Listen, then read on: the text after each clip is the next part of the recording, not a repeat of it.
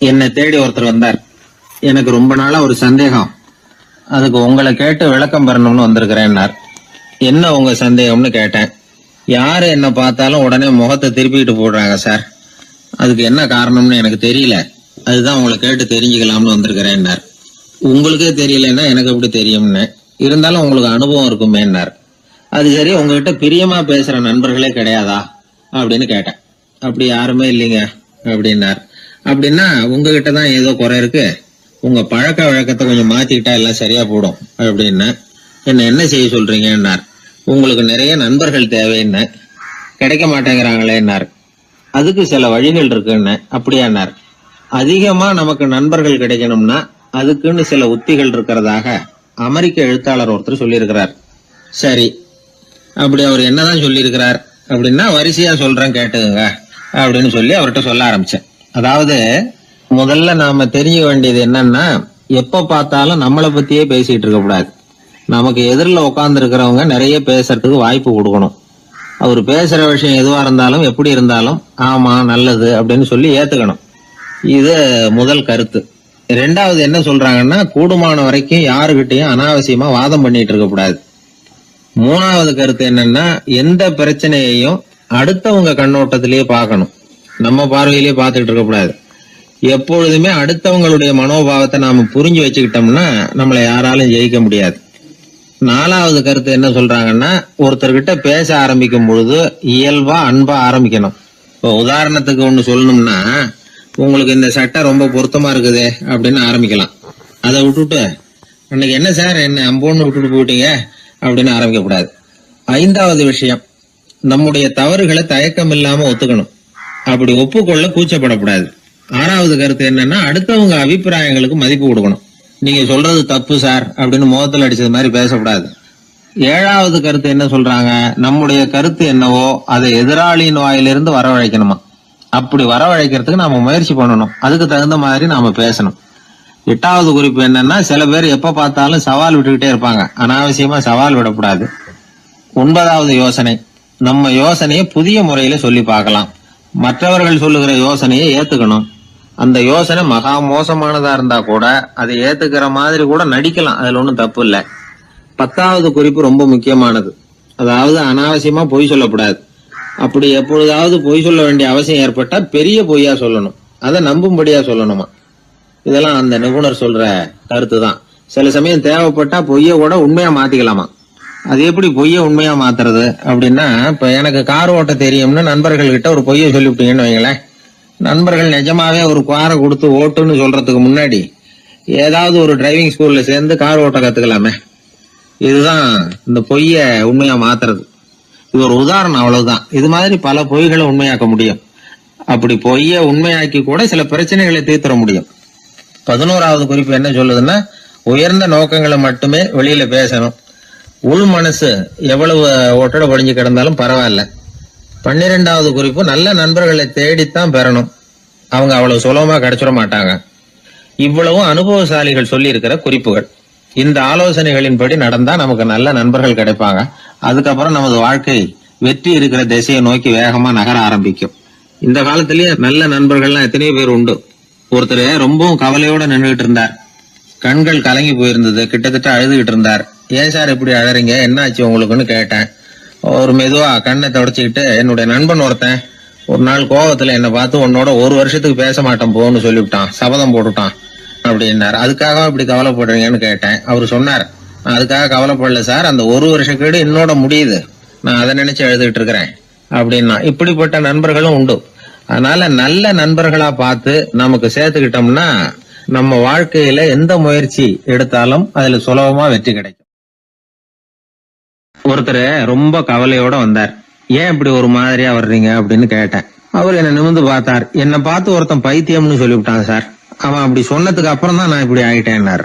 அதுக்காக நீங்க பெருமைப்படுங்க, வருத்தப்படாதீங்கன்னு. அவருக்கு ஒன்னும் புரியல. அவரு என்ன ஒரு மாதிரியா பார்க்க ஆரம்பிச்சுட்டார்.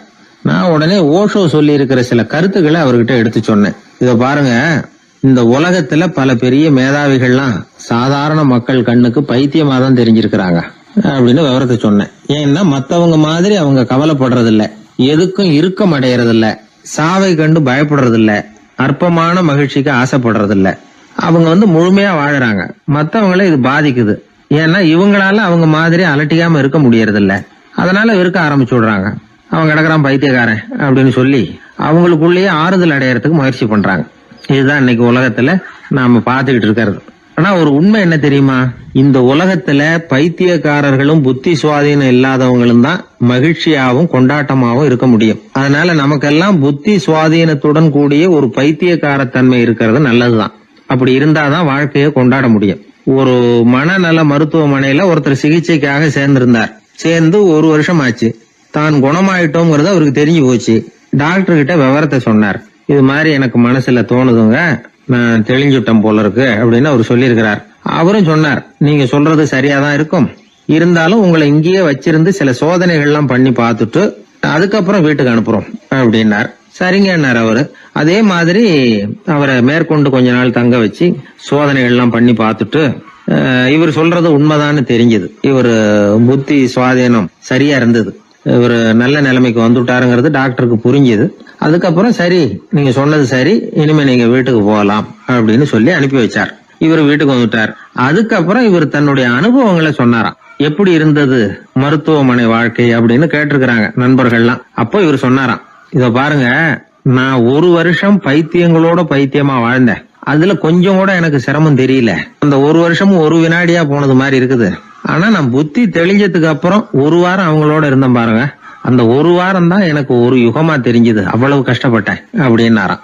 அதனால ஒரு கூட்டத்திலிருந்து வேறுபட்டு வாழறதுங்கிறது கொஞ்சம் சிரமம் தான். பைத்தியங்களுக்கு மத்தியில பைத்தியமா இருந்துடலாம். பைத்தியங்களுக்கு மத்தியில புத்தி சுவாதீனம் உள்ளவனா இருக்கிறதுக்கு ரொம்ப சாமர்த்தியம் தேவைப்படுது. அதனாலதான் இந்த உலகத்துல நாம வாழும் பொழுது மற்றவர்களை அனுசரிச்சு வாழணும். பைத்தியங்களுக்கு மத்தியில பைத்தியமா இருந்தாதான் சுகம் அப்படிங்கிறது தான் இவங்க சொல்ல வர்ற உண்மை. ஹிட்லர் ஒரு சமயம் ஒரு பைத்தியக்கார ஆஸ்பத்திரிக்கு போனாராம் பார்வையிடறதுக்காக. மன நோயாளிகளை எல்லாம் வரிசையா நிறுத்தி வச்சிருந்திருக்கிறாங்க. அவர் வந்த உடனே எல்லாரும் ஹிட்லர் வாழ்கன்னு கத்தணும் அப்படின்னு அங்க உள்ள டாக்டர் சொல்லி வச்சிருக்கிறார். ஏற்கனவே சொல்லி வச்சிருக்காரு, ஹிட்லர் வரப்போறார், வந்தது எல்லாரும் ஹிட்லர் வாழ்கன்னு நீங்க சொல்லணும், கத்தணும்னு சொல்லி வச்சிருக்காரு.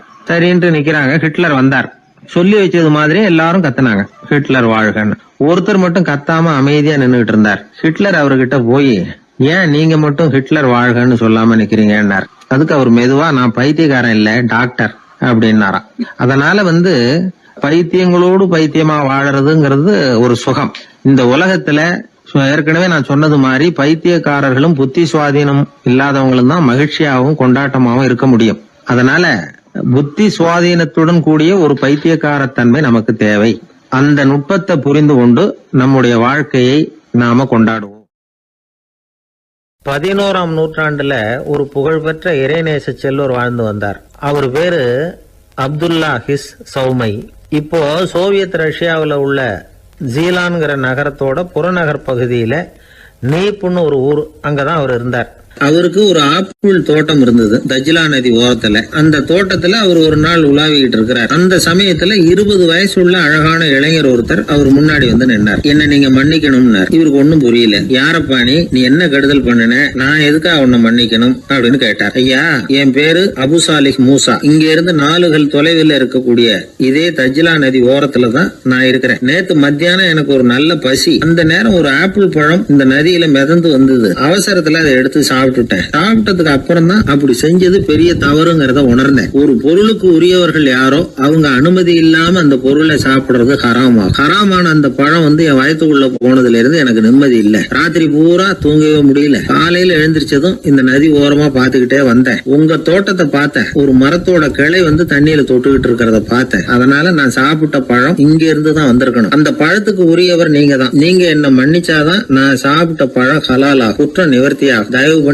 மன்னிக்கணும் அப்படின்னு கண்கலங்க கேட்டுக்கிட்டார். இத கேட்ட இந்த சௌமை ஆச்சரியத்தோட அந்த இளைஞரை கூர்ந்து கவனிச்சார். இந்த அளவுக்கு நேர்மையான ஒரு நல்ல மனுஷனை விட்டுறக்கூடாது அப்படின்னு மனசுக்குள்ள முடிவு பண்ணிட்டார். நிமிர்ந்து அந்த இளைஞரை பார்த்தார். இதுக்கு நீ தண்டனையை ஏத்துக்கத்தான் வேணும்னார். எதுவா இருந்தாலும் ஏத்துக்கிறதுக்கு தயார்னார் அவர். இதுக்கு தண்டனையா 12 வருஷ காலம் நீ இங்க பணிவிடைகள் செய்யணும்னார். பணிவிடை செய்யறது என்னுடைய பாக்கியமா நினைக்கிறேன் அப்படின்னு சொல்லிவிட்டு மகிழ்ச்சியோட அந்த தண்டனையை ஏத்துக்கிட்டார். 12 வருஷம் முடிஞ்சது. அந்த 12 வருஷ காலத்துல அந்த இளைஞரோட வயசும் தகுதியும் சந்தேகம் வளர்ந்தது. கடைசியில அந்த பெரியவர் அந்த இளைஞரை கூப்பிட்டார். இத பாருப்பா, இன்னையோட உன் பணியுடைய காலம் 12 வருஷம் முடிஞ்சது. ஆனா தண்டனை இதோட முடிஞ்சு விட்டதா நினைக்காத, அது இன்னமும் முடியல. கடைசியா இன்னும் ஒரு தண்டனை பாக்கி இருக்கு, அதை நீ ஏத்துக்கணும்னா. எதுவா இருந்தாலும் ஏத்துக்கிறதுக்கு சித்தமா இருக்கிறேன். எனக்கு ஒரு மகள் இருக்கிறா, அவளுக்கு 2 கண்ணும் தெரியாது, 2 காதும் கேட்காது, 2 காலும் செயல்படாது. அவளை நீ கல்யாணம் பண்ணிக்கணும் அப்படின்னாரு பெரியவர். இத கொஞ்சமும் ஒரு எதிர்பார்க்கல. திகைச்சார். அடுத்த நிமிஷம் சரி, இதையும் நான் மனப்பூர்வமா ஏத்துக்கிறேன். இறைநேசர் செல்வர் சௌமயி அவர்களுடைய புதல்வி பாத்திமாவுக்கும் இளைஞர் அபுசாலிக் மூசாவுக்கும் அடுத்த சில தினங்கள்ல முறைப்படி திருமணம் நடந்தது. திருமணத்துக்கு அப்புறம் மணமகளை பார்த்த அந்த இளைஞர் திகைச்சு போயிட்டார். ஏன்னா அந்த பெரியவர் சொன்னதுக்கு நேர்மாறா இருந்தார். பாத்திமா உடல் குணம் எதுவும் கிடையாது, ரொம்ப அழகா இருந்தாங்க. மறுநாள் சௌமயி அபுசாலிகை கூப்பிட்டு இதுக்கு விளக்கம் சொன்னாராம். என் மகளுக்கு கண்ணு தெரியாதுன்னு சொன்னதுதான் சொல்லியிருந்த நேத்து முன்னாடி சொன்னேன். அது எந்த விதமான தீய காட்சிகளும் அவ கண்ணுக்கு தெரியாதுன்னு தான் அர்த்தம். காது கேட்காதுன்னு சொன்னேன், தீய விஷயங்களை அவ கேட்க மாட்டான்னு அர்த்தம். கால்கள் செயல்படாதுன்னு சொன்னேன், வீட்டை விட்டு தீமையான இடங்களுக்கு அவ போக மாட்டான்னு அர்த்தம் அப்படின்னா. 12 வருஷத்துக்கு முன்னாடி உன்னை முதல் முறையா பார்த்தப்பவே உண்மை என்னுடைய சீடரா மானசீகமா ஏத்துக்கிட்டேன் அப்படிங்கிற விவரத்தையும் சொன்னாராம். இந்த இளைஞர் அபுசாலிக் பிற்காலத்துல ஒரு பெரிய ஆன்மீக மேதையா உயர்ந்தார். அந்த தம்பதிகளுக்கு 60வது வயசுல ஒரே ஒரு குழந்தை பிறந்தது. அந்த ஃபாதர் ஜிலானி முகைத்தீன் ஆண்டகை, அதாவது அந்த குழந்தை தான் ஆன்மீக பேரரசர் முகைத்தீன் ஆண்டகை. அப்படி அந்த கதையை சொல்லுவாங்க பழைய இதை. அப்படிப்பட்ட பெரியவர்களுடைய வாழ்க்கை தான் நமக்கு வழிகாட்டணும். எனக்கு ஒரு சிநேகிதன், அவன் சொன்னான், டேய் என்னுடைய மாமனார் கூட தன்னுடைய பொண்ணை எனக்கு திருமணம் பண்ணி கொடுக்கறதுக்கு முன்னாடி ஒரு செய்தியை சொன்னார், பொய்ன்னு அப்புறமா தான் தெரிஞ்சது அப்படின்னா. என்ன சொன்னார்னு கேட்டோம். என் பொண்ணு மாசத்துக்கு ஒரு தடவை ஏதாவது கோபம் வந்தா கையில கிடைக்கிறத எடுத்து உங்க மேல எரிவா, நீங்க தான் அனுசரிச்சு நடந்துக்கணும்னு சொன்னார் அப்படின்னா. அப்படி அவர் சொன்னது பொய்யா அப்படின்னு கேட்டேன். ஆமா, அவர் மாசம் ஒரு தடவைன்னு அவர் சொன்னது பொய், தினம் ஒரு தடவை அப்படி செய்யறா, இதுதான் உண்மை அப்படின்னா. பேராசிரியர் கல்கி ரேடியோவில் பேசியிருக்காரு, சென்னை ரேடியோவில். எப்போ 1938 1938 ஜூலை மாதமாக ஏதோ ரேடியோ ஆரம்பிச்சுது, சென்னை வானொலி ஆரம்பிச்சிருக்காங்க. அது ஆரம்பித்து 6வது நாள் கல்கி பேசியிருக்காரு. அதில் அவர் சொல்லுவார், நீ சொல்கிறத எதை சொன்னாலும் சுருக்கமாக சொல்லு, தேவைக்கு அதிகமாக வளர்த்தாத, சுவாரஸ்யமாக சொல்லு, அதுதான் சிறுகதைக்கு இலக்கணம்னு பேசியிருக்காரு. நான் அதை போட்டு கேட்டிருக்கேன். அதை பார்த்தா அதில் அவருக்கு ஒரு உதாரணமே கொடுத்துருப்பாரு. அதில் அதாவது சொல்கிறத சிறுகதை, தமிழில் சிறுகதைன்னு அவருக்கு தலைப்பு. அந்த பேச்சில் சிறுகதைன்னா என்னன்னா சிறுசா இருக்கணும், அதில் ஒரு கதை இருக்கணும், அதான் சிறுகதைன்னு அவர் விளக்கம் கொடுக்குறாரு கல்கி. கதைன்னா என்னன்னா ஒரே ஒரு ஊர்ல அப்படின்னு ஆரம்பிச்சா அப்புறம் என்ன அப்படின்னு கேட்க தோணுதில்ல, அப்படி இருக்கணுமா. ஒரு வரியை படிக்கும் பொழுது அடுத்த வரி என்ன அப்படின்னு நமக்கு ஆர்வத்தை தூண்டணும், அதுதான் கதை அம்சங்கிறது. சிறுன்னா தேவைக்கு அதிகமாக வளர்த்தாதே, சிறு கதைன்னா தேவைக்கு அதிகமாக ஒரு வார்த்தையை கூட போடாதே அப்படின்னு சொல்லி, அதான் சிறுகதையினுடைய இலக்கணம் அப்படின்னு சொல்லிட்டு அதுக்கு ஒரு உதாரணம் போட்டிருக்காரு. சிறுகதை இலக்கணம் என்னன்னா, அதாவது ஒரு நாள் காஞ்சிபுரம் உபய வேதாந்த தேசிக சுவாமிகள் தன் வீட்டு வேலைக்காரன் குப்பனை கூப்பிட்டு, அடே குப்பா, நீ உடனே ஸ்ரீபெரும்புதூர் ஓடிப்போய் அங்கே இருக்கிற திருவேங்கடாச்சாரியை சந்தித்து, திருக்குடந்தையில இருந்து இங்கே வந்திருக்கிற திருநாராயண ஐயங்கார் சுவாமிகள் திருக்கோவில் ஆராதனைக்கு திருத்துழாய் எடுத்து திரும்புகையில் திருக்குளத்தில் திருப்பாசி வழுக்கவே திருவடி தவறி வீழ்ந்தார் என்று சொல்லிவிட்டு வா அப்படின்னு எழுதினார். குப்பன்ட்ட வேலைக்காரன்ட்ட சொல்லிவிட்டு, என்னடா சொல்லிருவியா, நான் சொன்னதானே, சொல்லிடுறேன் சாமி எனக்கு தெரியும் இருக்கான். எப்படி சொல்லுவதை என்கிட்ட ஒரு தடவை இங்கே சொல்லி காட்டுன்னு இருக்காரு. அப்ப அவன் சொன்னான், குப்பை என்ன சாமி, கும்மோனு சாமி குட்டையில விழுந்தான்னு சொல்லணும், அவ்வளவுதானே. இதை நான் சொல்லிட்டு போறேன், இது என்ன பெரிய விஷயம் அப்படின்னா. இதை சொல்லிவிட்டு கல்கி சொல்றாரு, சிறுகதையின் இலக்கணம் அந்த குப்பனுக்கு தெரிந்திருக்கிறது, உபய வேதாந்த தேசிக சுவாமிகளுக்கு புரியவில்லை அப்படின்னு ஒரு கல்கி. அப்போ அது எதை சொன்னாலும் சுருக்கமா சொல்றது, இந்த வேடிக்கையா சொல்றது, அதெல்லாம் மனிதர்கள்ட்ட, சக மனிதர்கள்ட்ட ஒரு பிரியத்தை ஏற்படுத்த நல்ல ஒரு கவர்ச்சி, அந்த கதையை படிக்கணும்னு தோணும். அப்படிதான், அதனாலதான் அந்த விஷயங்களை சேர்த்து வானொலியிலையும் தொலைக்காட்சியிலும் நாங்கள் உபயோகப்படுத்துறோம்.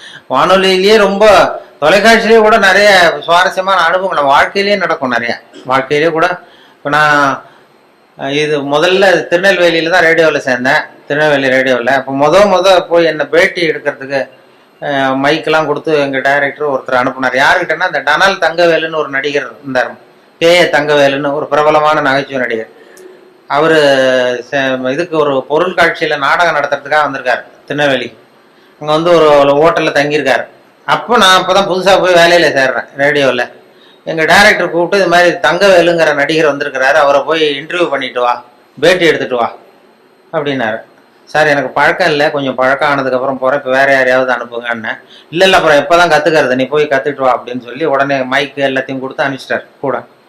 அங்கே போனோம், போய் ரூமில் கேட்டது, வா தம்பி வாழ்க்கை வாழ்க்கை வந்து உட்காருங்க, என்ன செய்யணும் அப்படி இப்படின்னார். அவர் ரொம்ப ஊக்கமாக பேசினார், இந்த பயமுறுத்தலை. என்ன வேணும் அப்படின்னா, ஒன்றும் இல்லை, கேள்வி கேட்குறேன் பதில் சொல்லுவேன், கேளுங்க என்ன வேணாலும் கேளு நான் சொல்கிறேன் அப்படின்னார். அப்போ நான் வழக்கமாக சும்மா சில குறிச்சிட்டு போனேன். முதல் தடவை பேட்டி இல்லை, அதனால எனக்கு பயம். குறிச்சிட்டு முதல் கேள்வி, நீங்கள் முதல் தடவையாக மேடை ஏறினது எப்போ சார், முதல் தடவையா என்ன வேஷம் போட்டீங்க, எந்த நாடகம் அப்படின்னு கேட்டேன். இப்போ தங்கவேல் சொன்னார், அதை ஏன் கேட்குற தம்பி, முதல் தடவை எனக்கு அனுமார் வேஷம் போட்டு விட்டானுவோம், அதுவும் வசனமே கொடுக்கல, மற்றவன்லாம் பேசிகிட்டு இருக்கான் மேடையில், எனக்கு ஒரு ஸ்டூலை போட்டு அனுமார் வேஷம் போட்டு உட்கார வச்சுட்டான், நான் பாட்டு உட்காந்துருக்கேன், அவனு பாட்டு பேசிகிட்டு இருக்கான், அவ்வளோதான் எனக்கு ஆக்டிங்கு, அதான் முதல் வேஷம் எனக்கு அனுபவம்னார். அப்போ நான் கேட்டேன், அப்படின்னா ரொம்ப கஷ்டப்பட்டு நடிச்சிருப்பீங்க போல் இருக்கேன் சார் அப்படின்னேன். அதில் என்ன தம்பி கஷ்டம், வசனமும் கிடையாது ஒன்றும் கிடையாது, சும்மா ஸ்டூலில் உட்காந்துருக்கிறது தானேன்னார். அப்போ நான் கேட்டேன், இல்லை சார் அனுமார் வேஷம் போட்டுக்கிட்டு சும்மா உட்காந்துருக்கிறது கஷ்டம் இல்லையா அப்படின்னா. அப்போதான் அடடே பரவாயில்ல, நீ என்ன மாதிரியே பேசுறியே, பரவாயில்லையே நீ என்ன மாதிரி பேசுறேன்னு ஒரு உற்சாகம் கொடுத்தா, அதில் ஒரு ஊக்கம் வந்துட்டுது. சரி பரவாயில்ல, நம்மளும் வேடிக்கையாக பேசலாம் போல் இருக்கு அப்படின்னு சொல்லி முதல் பேட்டியே அப்படிதான். அப்போ அதில் என்ன ஒரு யதார்த்த உண்மை என்னாச்சுன்னா, அது வந்து ஒரு 1977னா 35 வருஷத்துக்கு முன்னாடி, 77 நடந்தது இது அப்படின்னா, இப்போ 30 வருஷம் ஆயிருக்கும். அந்த 30 வருஷத்துக்கு முன்னாடி அவர் சொன்னது என்ன மாதிரியே பேசுறியே அடடே அப்படின்னாரு. கடைசியில் என்ன ஆச்சுன்னா, அவரை மாதிரியே பேச வேண்டிய ஒரு சந்தர்ப்பத்தை என்கிட்ட கொண்டாந்து கடைசியில் விட்டுது. அவர் செத்ததுக்கு அப்புறம், அவர் கடைசியாக ஒரு படத்தில் அவர் நடிச்சுட்டு செத்து விட்டார். அவர் இந்த வாய்ஸ் டப்பிங் பண்ணணும்ல, அதுக்கப்புறம் வாய் அசைக்க தந்தாலும் பேசணும், அதுக்குள்ளே அவர் இறந்துட்டார். உடனே என்னை கூப்பிட்டு, நீ அவருக்கு வாய்ஸ் கொடு, டப்பிங் வாய்ஸ் கொடுன்னு அந்த சினிமாக்காரங்க கூப்பிட்டு போனாங்க. எனக்கு பழக்கமே இல்லை சார் சினிமா உலகம்லாம், அதெல்லாம் வேண்டாம். இல்லை அது உனக்கு தான் பொருத்தமாக இருக்கும் குரல்னு சொல்லி கொண்டு போய் அவர் வாய் அசைக்கிறத போட்டு காட்டி, அதே மாதிரி நீயும் பேசுன்னு சொல்லி பேச விட்டாங்க. முன் அனுபவம் இல்லாமே சினிமாவில் போய் டப்பிங் கொடுத்துட்டு விட்டேன். அது என்ன அப்போ நினச்சி பார்த்தேன், 30 வருஷத்துக்கு முன்னாடி என்ன மாதிரியே பேசுறியேன்னு சொன்னார் அவர். இப்போ அவரை மாதிரியே பேச வேண்டிய ஒரு சந்தர்ப்பத்தை காலம் கொண்டாந்து விட்டுட்டுதேன்னு நினச்சோம். கடைசியாக அவர் அப்படி பண்ணார். அது இந்த இது பெரிய மருதுன்னு ஒரு சினிமா படம், பெரிய மருதுன்னு ஒரு படத்தில் அவருக்கு அது மாதிரி பண்ணிட்டோம். அதே மாதிரி சினிமாவில் சம்மந்தம் எல்லாமே என்னை நடிக்க வச்சுட்டாங்க ஒரு படத்தில், கொண்டு போய் எதுவும் இல்லை, எனக்கு சிரிக்க தெரியாதுன்னீங்கல்ல, அதுதான் அதில் ப்ளஸ் பாயிண்ட்டு. என்னென்னா, ஒரு நாள் தங்கர் பச்சான் இருக்கார்ல, தங்கர் பச்சான் இவர் கேமராமேன், அவர் ஒரு நாள் திடீர்னு ஓடி வந்தார் ஆல் இண்டியா ரேடியோக்கு. அண்ணே வாங்க ஒரு படத்தில் நடிக்கணும் அப்படின்னாரு. ஐயோ எனக்கு நடிப்புலாம் வராது சார், எனக்கு சிரிக்கவும் தெரியாது அழவும் தெரியாது, அதனால் என்னை விட்டுருவேன். இல்லை எனக்கு முகத்தில் உணர்ச்சியே காட்ட தெரியாதுன்னு. அவர் தங்கர் பச்சான் சொன்னார், நீ உணர்ச்சியே காட்ட தேவையில்லாத ஒரு வேஷத்துக்கு தான் கூப்பிட்றேன் உன்னை அப்படின்னாரு. அது என்ன வேஷம்னு போய் பார்த்தா, ஒரு ஜட்ஜு உட்கார வச்சுட்டார். ஒரு பெரிய அந்த அண்ணா இது எம்ஜிஆர் ஃபிலிம் சிட்டி இருக்குல்ல, அதில் கொண்டு போய் ஒரு இதுதான் முக்கியமான சீன் அந்த படத்துலேயே, நீ தான் வந்து வேஷம், உனக்கு வந்து வேஷமே வேண்டாம், கருப்பு கோட்டு மட்டும் மாட்டினா போகிறோம், வேற வந்து முகம்லாம் அப்படியே இருக்குது, சரியாக இருக்குது, நீ சிரிக்க மாட்டேன் அதனால சரியாக வந்துடும் சொல்லி கொண்டு போய் உட்காந்து, அப்புறம் படத்தினுடைய கதையை தான் நான் சொன்னேன். சார் எதிரில் யாராவது இருந்தால் எனக்கு பேச்சு வராது, எனக்கு கூச்சமாக இருக்கும், அந்த நடிப்பு சரியாக வராதுன்னா. எதிரில் யாருமே வராது, நான் பார்த்துக்கிறேன், நான் க்ளோஸ் அப் வந்து முகத்தை நானே மறைச்சிக்கிட்டு எடுத்துடுறேன் எல்லாத்தையும் அப்படின்னு தைரியம் சொல்லி அழைச்சிட்டு போனார். சரி பரவாயில்ல யாரும் இருக்க மாட்டாங்க அப்படின்னு சொல்லிட்டு நான் போய் சீட்டில் இந்த கருப்பு கோட்டை மட்டும் மாட்டி உட்கார வச்சார். முன்ன பின்ன எனக்கு அனுபவமும் கிடையாது, சினிமானா என்னன்னு தெரியாது, நடிப்பும் தெரியாது. கொண்டு போய் உட்கார வச்சு எதிரில் யாரும் வரக்கூடாதுன்னு சொன்னல, பார்த்தா அந்த படத்தில் நடித்தவங்க அத்தனை பேர் வந்து உட்காந்துருக்காங்க இதில். ஏன்னா அது கடைசி சீன், கோர்ட்டு சீனில் இந்த பொண்ணு கதாநாயகன், அப்போ அவங்க அப்பா அம்மா, இவங்க அப்பா அம்மா, வில்லன் எல்லாம் வந்து உட்காந்துருக்காங்க. இது என்ன அது இப்படி பண்ணிட்டே அப்படின்னா, இல்லை நான் ஒரு துணியை பிடிச்சிக்க சொல்கிறேன், அவங்கள மறைச்சிக்கிறேன், அதெல்லாம் தெரியாது அப்படின்னு சொல்லி அப்புறம் அது மாதிரி கஷ்டப்பட்டு எடுத்து அதை முடித்தாங்க. அது வந்து இது காதலே நிம்மதின்னு ஒரு சினிமா படம் வந்ததுல்ல, அதில் இது மாதிரி அனுபவம் எல்லாமே சில வாய்ப்புகள் எதையாவது கொண்டு போய் சிரிக்காமல் இருந்தாலும் அதுக்கு ஒரு ப்ளஸ் பாயிண்ட், அதுக்கு கொண்டு போய் அது சில பேருக்கு அந்த வேஷமே போட வேண்டியது. ஒருத்தருக்கு பரிசளிப்பு விழா, ஒரு சினிமா இதில் பரிசளிப்பு விழா நடந்துதான். அதில் யாருக்கு ஃபர்ஸ்ட் ப்ரைஸ்னா, அனுமார் வேஷம் போட்டவருக்கு ஃபர்ஸ்ட் ப்ரைஸ். அந்த படத்தில் அனுமார் வேஷம் போட்டவரை மேடைக்கு ஏற்றி அவருக்கு முதல் பரிசு கொடுத்தாங்களாம். அவ்வளோ தத்ரூபமாக இருந்தது நடிப்பு, வேஷ பொருத்தம்லான்னு சொல்லி. உடனே இவர் சொல்லியிருக்காரு, வேஷத்தை அந்த வாங்கிட்டு அந்த அனுமார் வேஷம் போட்டவர், இந்த பரிசு வந்து எனக்கு சேர வேண்டியது இல்லை, உண்மையிலேயே எனக்கு மேக்கப் போட்டார்ல அவருக்கு தான் இந்த பரிசு நியாயமாக கிடைக்கணும், அவ்வளோ தத்ரூபமாக போட்டிருக்காரு. அதனால இந்த பரிசுக்கு உரியவர் எனக்கு மேக்கப் போட்டவர், மேக்கப் மேன், அவருக்கு இதை நான் சமர்ப்பிக்கிறேன் அப்படின்னு சொல்லி மேக்கப் மேனை கூப்பிட்டு அவர் கையில் கொடுத்துட்டார் பரிசை. கொடுத்துட்டு ஒரு பெருந்தன்மையாக வந்து உட்காந்துட்டார். அப்புறம் அந்த மேக்கப் போட்டவர் வந்து பேசினாராம். அவர் பெருந்தன்மையாக வந்து எனக்கு அந்த அவருக்கு கிடைச்ச பரிசை என்கிட்ட கொடுத்துட்டார். இது உண்மையிலேயே இந்த பரிசு அவருக்கு தான் உரியது, எனக்கு கொடுக்க வேண்டியதில்லை. ஏன்னு கேட்டிங்கன்னா நான் நிஜமாவே அவருக்கு மேக்கப்பே போடலை, சும்மா ஒரு வாழை மட்டும் ஒட்ட வச்சேன். ஒரு வாழை ஒட்ட வச்சதுக்கு இவ்வளவு பெரிய பரிசான்னு அப்படி சில பேருக்கு மேக்கப் தேவைப்படாது. இப்போ எனக்கு அந்த படத்துல அதான் மேக்கப்பே போடல, சும்மா ஒரு கருப்பு கோட்டை மாட்டி உட்கார வச்சு பேச விட்டாங்க.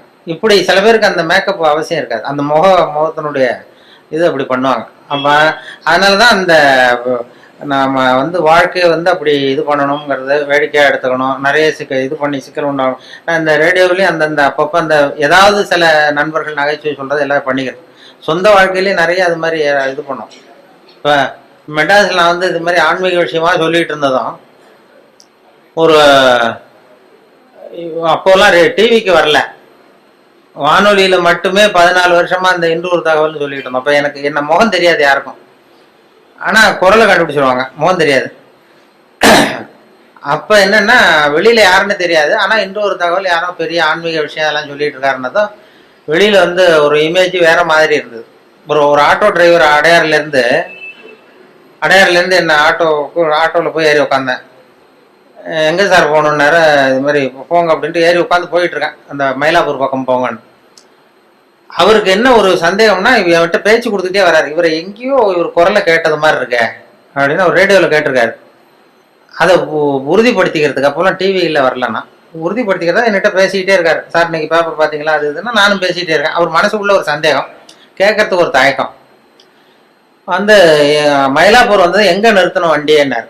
ஆட்டோ ஆல் இண்டியா ரேடியோ வாசல்ல நிறுத்தினேன். அவர் புரிஞ்சுக்கிட்டார், ஆஹா இவர் தான் நம்ம தேடின ஆள் அப்படின்னு. ஆல் இண்டியா ரேடியோ கேட்டுக்கிட்ட கொண்டு போய் நிறுத்தி இறங்கினதும் நான் காசை கொடுத்துட்டு உள்ள போனேன். உள்ள போகிறப்ப சார் ஒரு நிமிஷம் நில்லுங்கன்னார். என்னப்பான்னு, இந்த ரேடியோவில் ஒருத்தர் இன்று ஒரு தகவல்னு சொல்லிட்டு இருக்காரு, அது நீ தானா அப்படின்னா.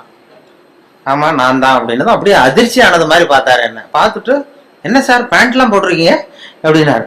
என்னப்பா இது இல்லை சார், நான் தாடிலாம் வச்சுக்கிட்டு இருப்பீங்கன்னு நினச்சேன், தாடி வச்சுக்கிட்டு ஒரு காவி வேஸ்ட் கட்டிக்கிட்டு இருப்பீங்கன்னு நினச்சேன். ஆனால் அது மாதிரி அந்த முகத்தை பார்க்காதப்ப அந்த அப்படி ஒரு இமேஜை உண்டு பண்ணும். ஒரு அம்மா ஒரு நாள் ஒரு பொண்ணை கூப்பிட்டுட்டு என்கிட்ட ஆசீர்வாதம் வாங்க வந்துட்டு ஆல் இண்டியா ரேடியோக்கு வந்து வேலூர் பக்கத்துல இருந்து ஒரு நாள் சாயந்தரம் 5 மணிக்கு என் கூட வேலை பார்க்குறவங்களாம், இதில் வந்து கேசினோவில் ஒரு அருமையான இங்கிலீஷ் படம் போட்டிருக்கான், வா போய் பார்ப்போம்னு எனக்கு கூப்பிட்டுட்டு இருக்கிறாங்க நண்பர்கள். அலுவலகத்தில் வேலை பார்க்குறோம், சரின்னு புறப்பட்டு இருக்கேன் சினிமாவுக்கு. அப்போ யாரோ ஒரு அம்மா வந்திருக்குது உன்னை தேடின்னு ரிசப்ஷன்லேருந்து சொல்கிறாங்க. யார் இந்த நேரத்துலனா, ஏதோ வேலூர் பக்கத்துலேருந்து வந்திருக்கிறாங்க 2 பேர். அப்புறம் வர சொல்லு அப்படின்னு பார்த்தா, வந்ததும் சார் இந்த இன்று ஒரு தகவல் சொல்கிறது யார், நான் தான் அப்படின்னேன். உங்களை தான் சார் பார்க்க வந்தோம் அப்படின்னா. என்னம்மா பண்ணணும் அப்படின்னா, என் பொண்ணுக்கு ஆசீர்வாதம் பண்ணணும் சார். நாங்கள் சினிமாவுக்கு புறப்பட்டுருக்கோம் இங்கிலீஷ் படத்துக்கு, நீங்கள் என்னம்மா தப்பாக நினச்சிட்டு வந்துட்டீங்கன்னு நினைக்கிறேன். இல்லை சார் உங்ககிட்ட தான் ஆசீர்வாதம் வாங்கணுன்னது. இல்லைம்மா நான் வந்து சொந்தமாக எதுவும் சொல்லலை, பெரியவங்க சொல்கிற கருத்தை வந்து ரேடியோவில் சொல்லிட்டு இருக்கேன், அதனால் என்னையே பெரிய மகானா நினச்சிக்கிட்டு நீங்கள் வந்துட்டீங்க, அதனால் நீங்கள் நினச்சது தப்பு அப்படின்னா. இல்லை சார் உங்களை பற்றி உங்களுக்கு தெரியாது சார், எங்களுக்கு தான் தெரியும் அப்படின்னு. இப்போ என்ன பண்ணணுன்னு, விபூதி பூசி விடுங்க சார், என் பொண்ணுக்கு சீக்கிரம் கல்யாணம் ஆகணும், விபூதி பூசி விடுங்க சார் அப்படின்னு. விபூதி நானே பூசலியம்மா, எங்கேருந்து கொண்டு வரணும்னா, நானே கொண்டு வந்திருக்கேன் சார் கையோடங்குது. உடனே சரின்னு அது ஒத்துன்னு காலில் விழுந்தது. உடனே அவங்ககிட்ட விபூதி வாங்கி பூசிட்டு, உனக்கு சீக்கிரம் கல்யாணம் ஆகிடும் போயிட்டு வாம்மா அப்படின்னு அனுப்பிச்சிட்டேன். அனுப்பிச்சது என் கூட இருக்கிற பசங்கள்லாம் இருக்கிறாங்கல்ல, ரேடியோவில் வேலை பார்க்குறான், அவன்லாம் என்ன ரொம்ப விஷமத்தனமாக பார்க்குறான். நாங்கள்லாம் 10 வருஷம் 15 வருஷமா ரேடியோவில் வேலை பார்க்குறோம், நீ வந்து 5 வருஷம் தான் ஆச்சு, அதுக்குள்ளே வந்து ஆசீர்வாதம் பண்ண ஆரம்பிச்சிட்டியே அப்படின்னு இது பண்ணா. இருக்கட்டப்பா அப்படின்னு அவரும் போயிட்டோம். அப்புறம் பார்த்தா ஒரு 2 மாதம் கழிச்சு அந்த அம்மா வந்து சார் உங்கள் ஆசீர்வாதத்தினால கல்யாணம் நிச்சயமாயிட்டுது சார் அப்படின்னுது. ஆஹா நமக்கு ஏதோ பெரிய அருள் இருக்குன்னு நான் உடனே முடிவு பண்ணிட்டு சரி ஏதோ விஷயம் இருக்கு, நம்ம ரிட்டையர் ஆனதுக்கப்புறம் ஒரு ஆசிரமம் ஒன்று போட்டுடலாம் அப்படின்னு சொல்லி, அப்படின்னா அப்போ கூட சினிமாவுக்கு வந்தவன் அப்படி ஒரு ஐடியா இருந்தால் என்ன சிஷ்யனா சேர்த்துக்கிடாங்க அவன். இப்படி பண்ணிட்டு அப்போ அந்த மாத்திருபூதம்னு ஒரு டாக்டர் இருக்காருல்ல, அவர் வந்தார். அவருக்கு இப்போ இல்லை, இந்த மாத்திருபூதம் இந்த டிவிலாம் வருவார், அவர் ரேடியோவுக்கு அடிக்கடி வருவார். நான் அவர்கிட்ட கேட்டேன், சார் இது மாதிரி அவர் மனோதத்துவ டாக்டர், நான் ஒரு பொண்ணுக்கு வந்து விபூதி பூசி விட்டேன் சார், அதுக்கு வந்து கல்யாணம் நிச்சயம் ஆயிட்டுது, நான் ஆசீர்வாதம் பண்ணி 1 மாதத்துலேயே கல்யாணம் நிச்சயம் ஆயிட்டுது அப்படின்னா எனக்கு ஏதாவது அருள் இருக்கா அப்படின்னு கேட்டேன் அவர்கிட்ட. சைக்காலஜியில் என்ன சொல்கிறீங்க அப்படின்னு. அவரு வேடிக்கையாக சொன்னார், இந்த பார், கல்யாணம் ஆகிற வரைக்கும் உள்ள பிரச்சனையெல்லாம் நீ பார்த்துக்கோ, அதுக்கப்புறம் ஏதாவது பிரச்சனை இருந்தால் என்கிட்ட சொல்லு அப்படின்னா.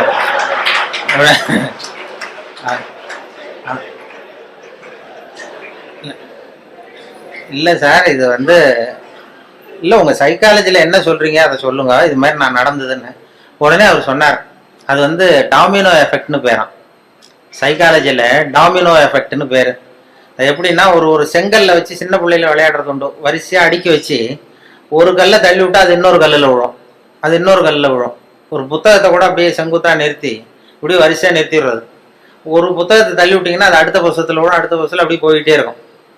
இது மாதிரி வந்து எண்ணங்கள் வந்து ஒருத்தர்கிட்டேருந்து இன்னொருத்தர்கிட்ட பரவிட்டே இருக்குமா. இது சைக்காலஜியில் டாமினோ எஃபெக்ட்னு பேரான். அது என்னன்னா, நான் ஒரு 10 பேருக்கு விபூதி பூசி விட்றேன்னு வைங்க. விபூதி என்கிட்ட வந்து ஒரு 10 பொண்ணுங்க நான் ஆசீர்வாதம் பண்ணுறேன், கல்யாணம் ஆகணும் சீக்கிரம்னு.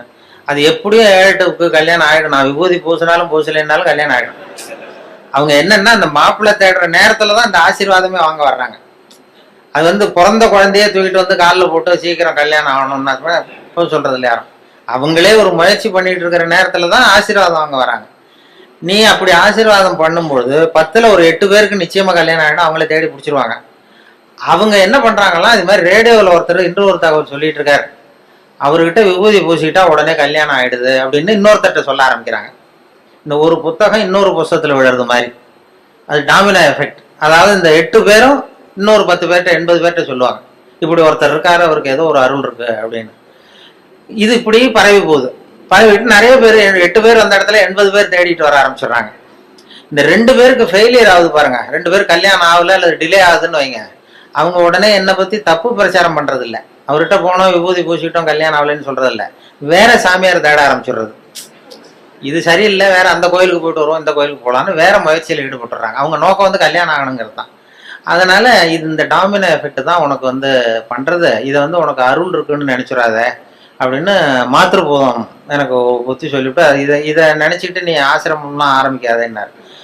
அப்பதான் நினைச்சேன், ஓஹோ, இந்த சாமியார்கள்லாம் இப்படிதான் உற்பத்தி ஆகுறாங்க போல் இருக்கு அப்படின்னு சொல்லி, ரொம்ப சுலபமா இந்த டாமினோ எஃபெக்ட் தான் இந்த சாமியார்களுக்கு கூட்டம் சேருது. அது அந்த அவங்க அந்த சைக்காலஜில அது அப்படிதான் அதை அதுக்கு அடையாளம் கண்டுபிடிக்கிறாங்க. அப்படி வந்துடும். என்னை பற்றி தப்பான அபிப்பிராயத்தை இந்த ரேடியோவில் இமேஜை மட்டும் தெரிஞ்சுக்கிட்டு அப்படி அப்படி அப்படி எல்லாம் தேடி வர ஆரம்பிச்சிட்டாங்க நிறைய பேர். அப்படி அது மாதிரி வேடிக்கைகள் நடக்கும் அதில்.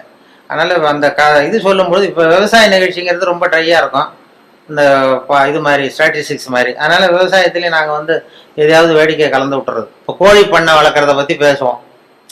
கோழி பண்ணை வைக்கிறது எப்படி, எத்தனை கோழி விடணும், எப்படி தீனி போடுறதுன்னு சொல்லி ட்ரையாக சொல்லிட்டா அது வந்து ஒரு இதை ரொம்ப அதில் வந்து எதையாவது வேடிக்கையை கலந்து கதை மாதிரி சொல்கிறது தான் வழக்கம் இந்த ரேடியோவில். அது அப்படி சொல்லுவோம். ஒருத்தர் கோழி பண்ணை வைக்கணும்னு ஆசைப்பட்டான்.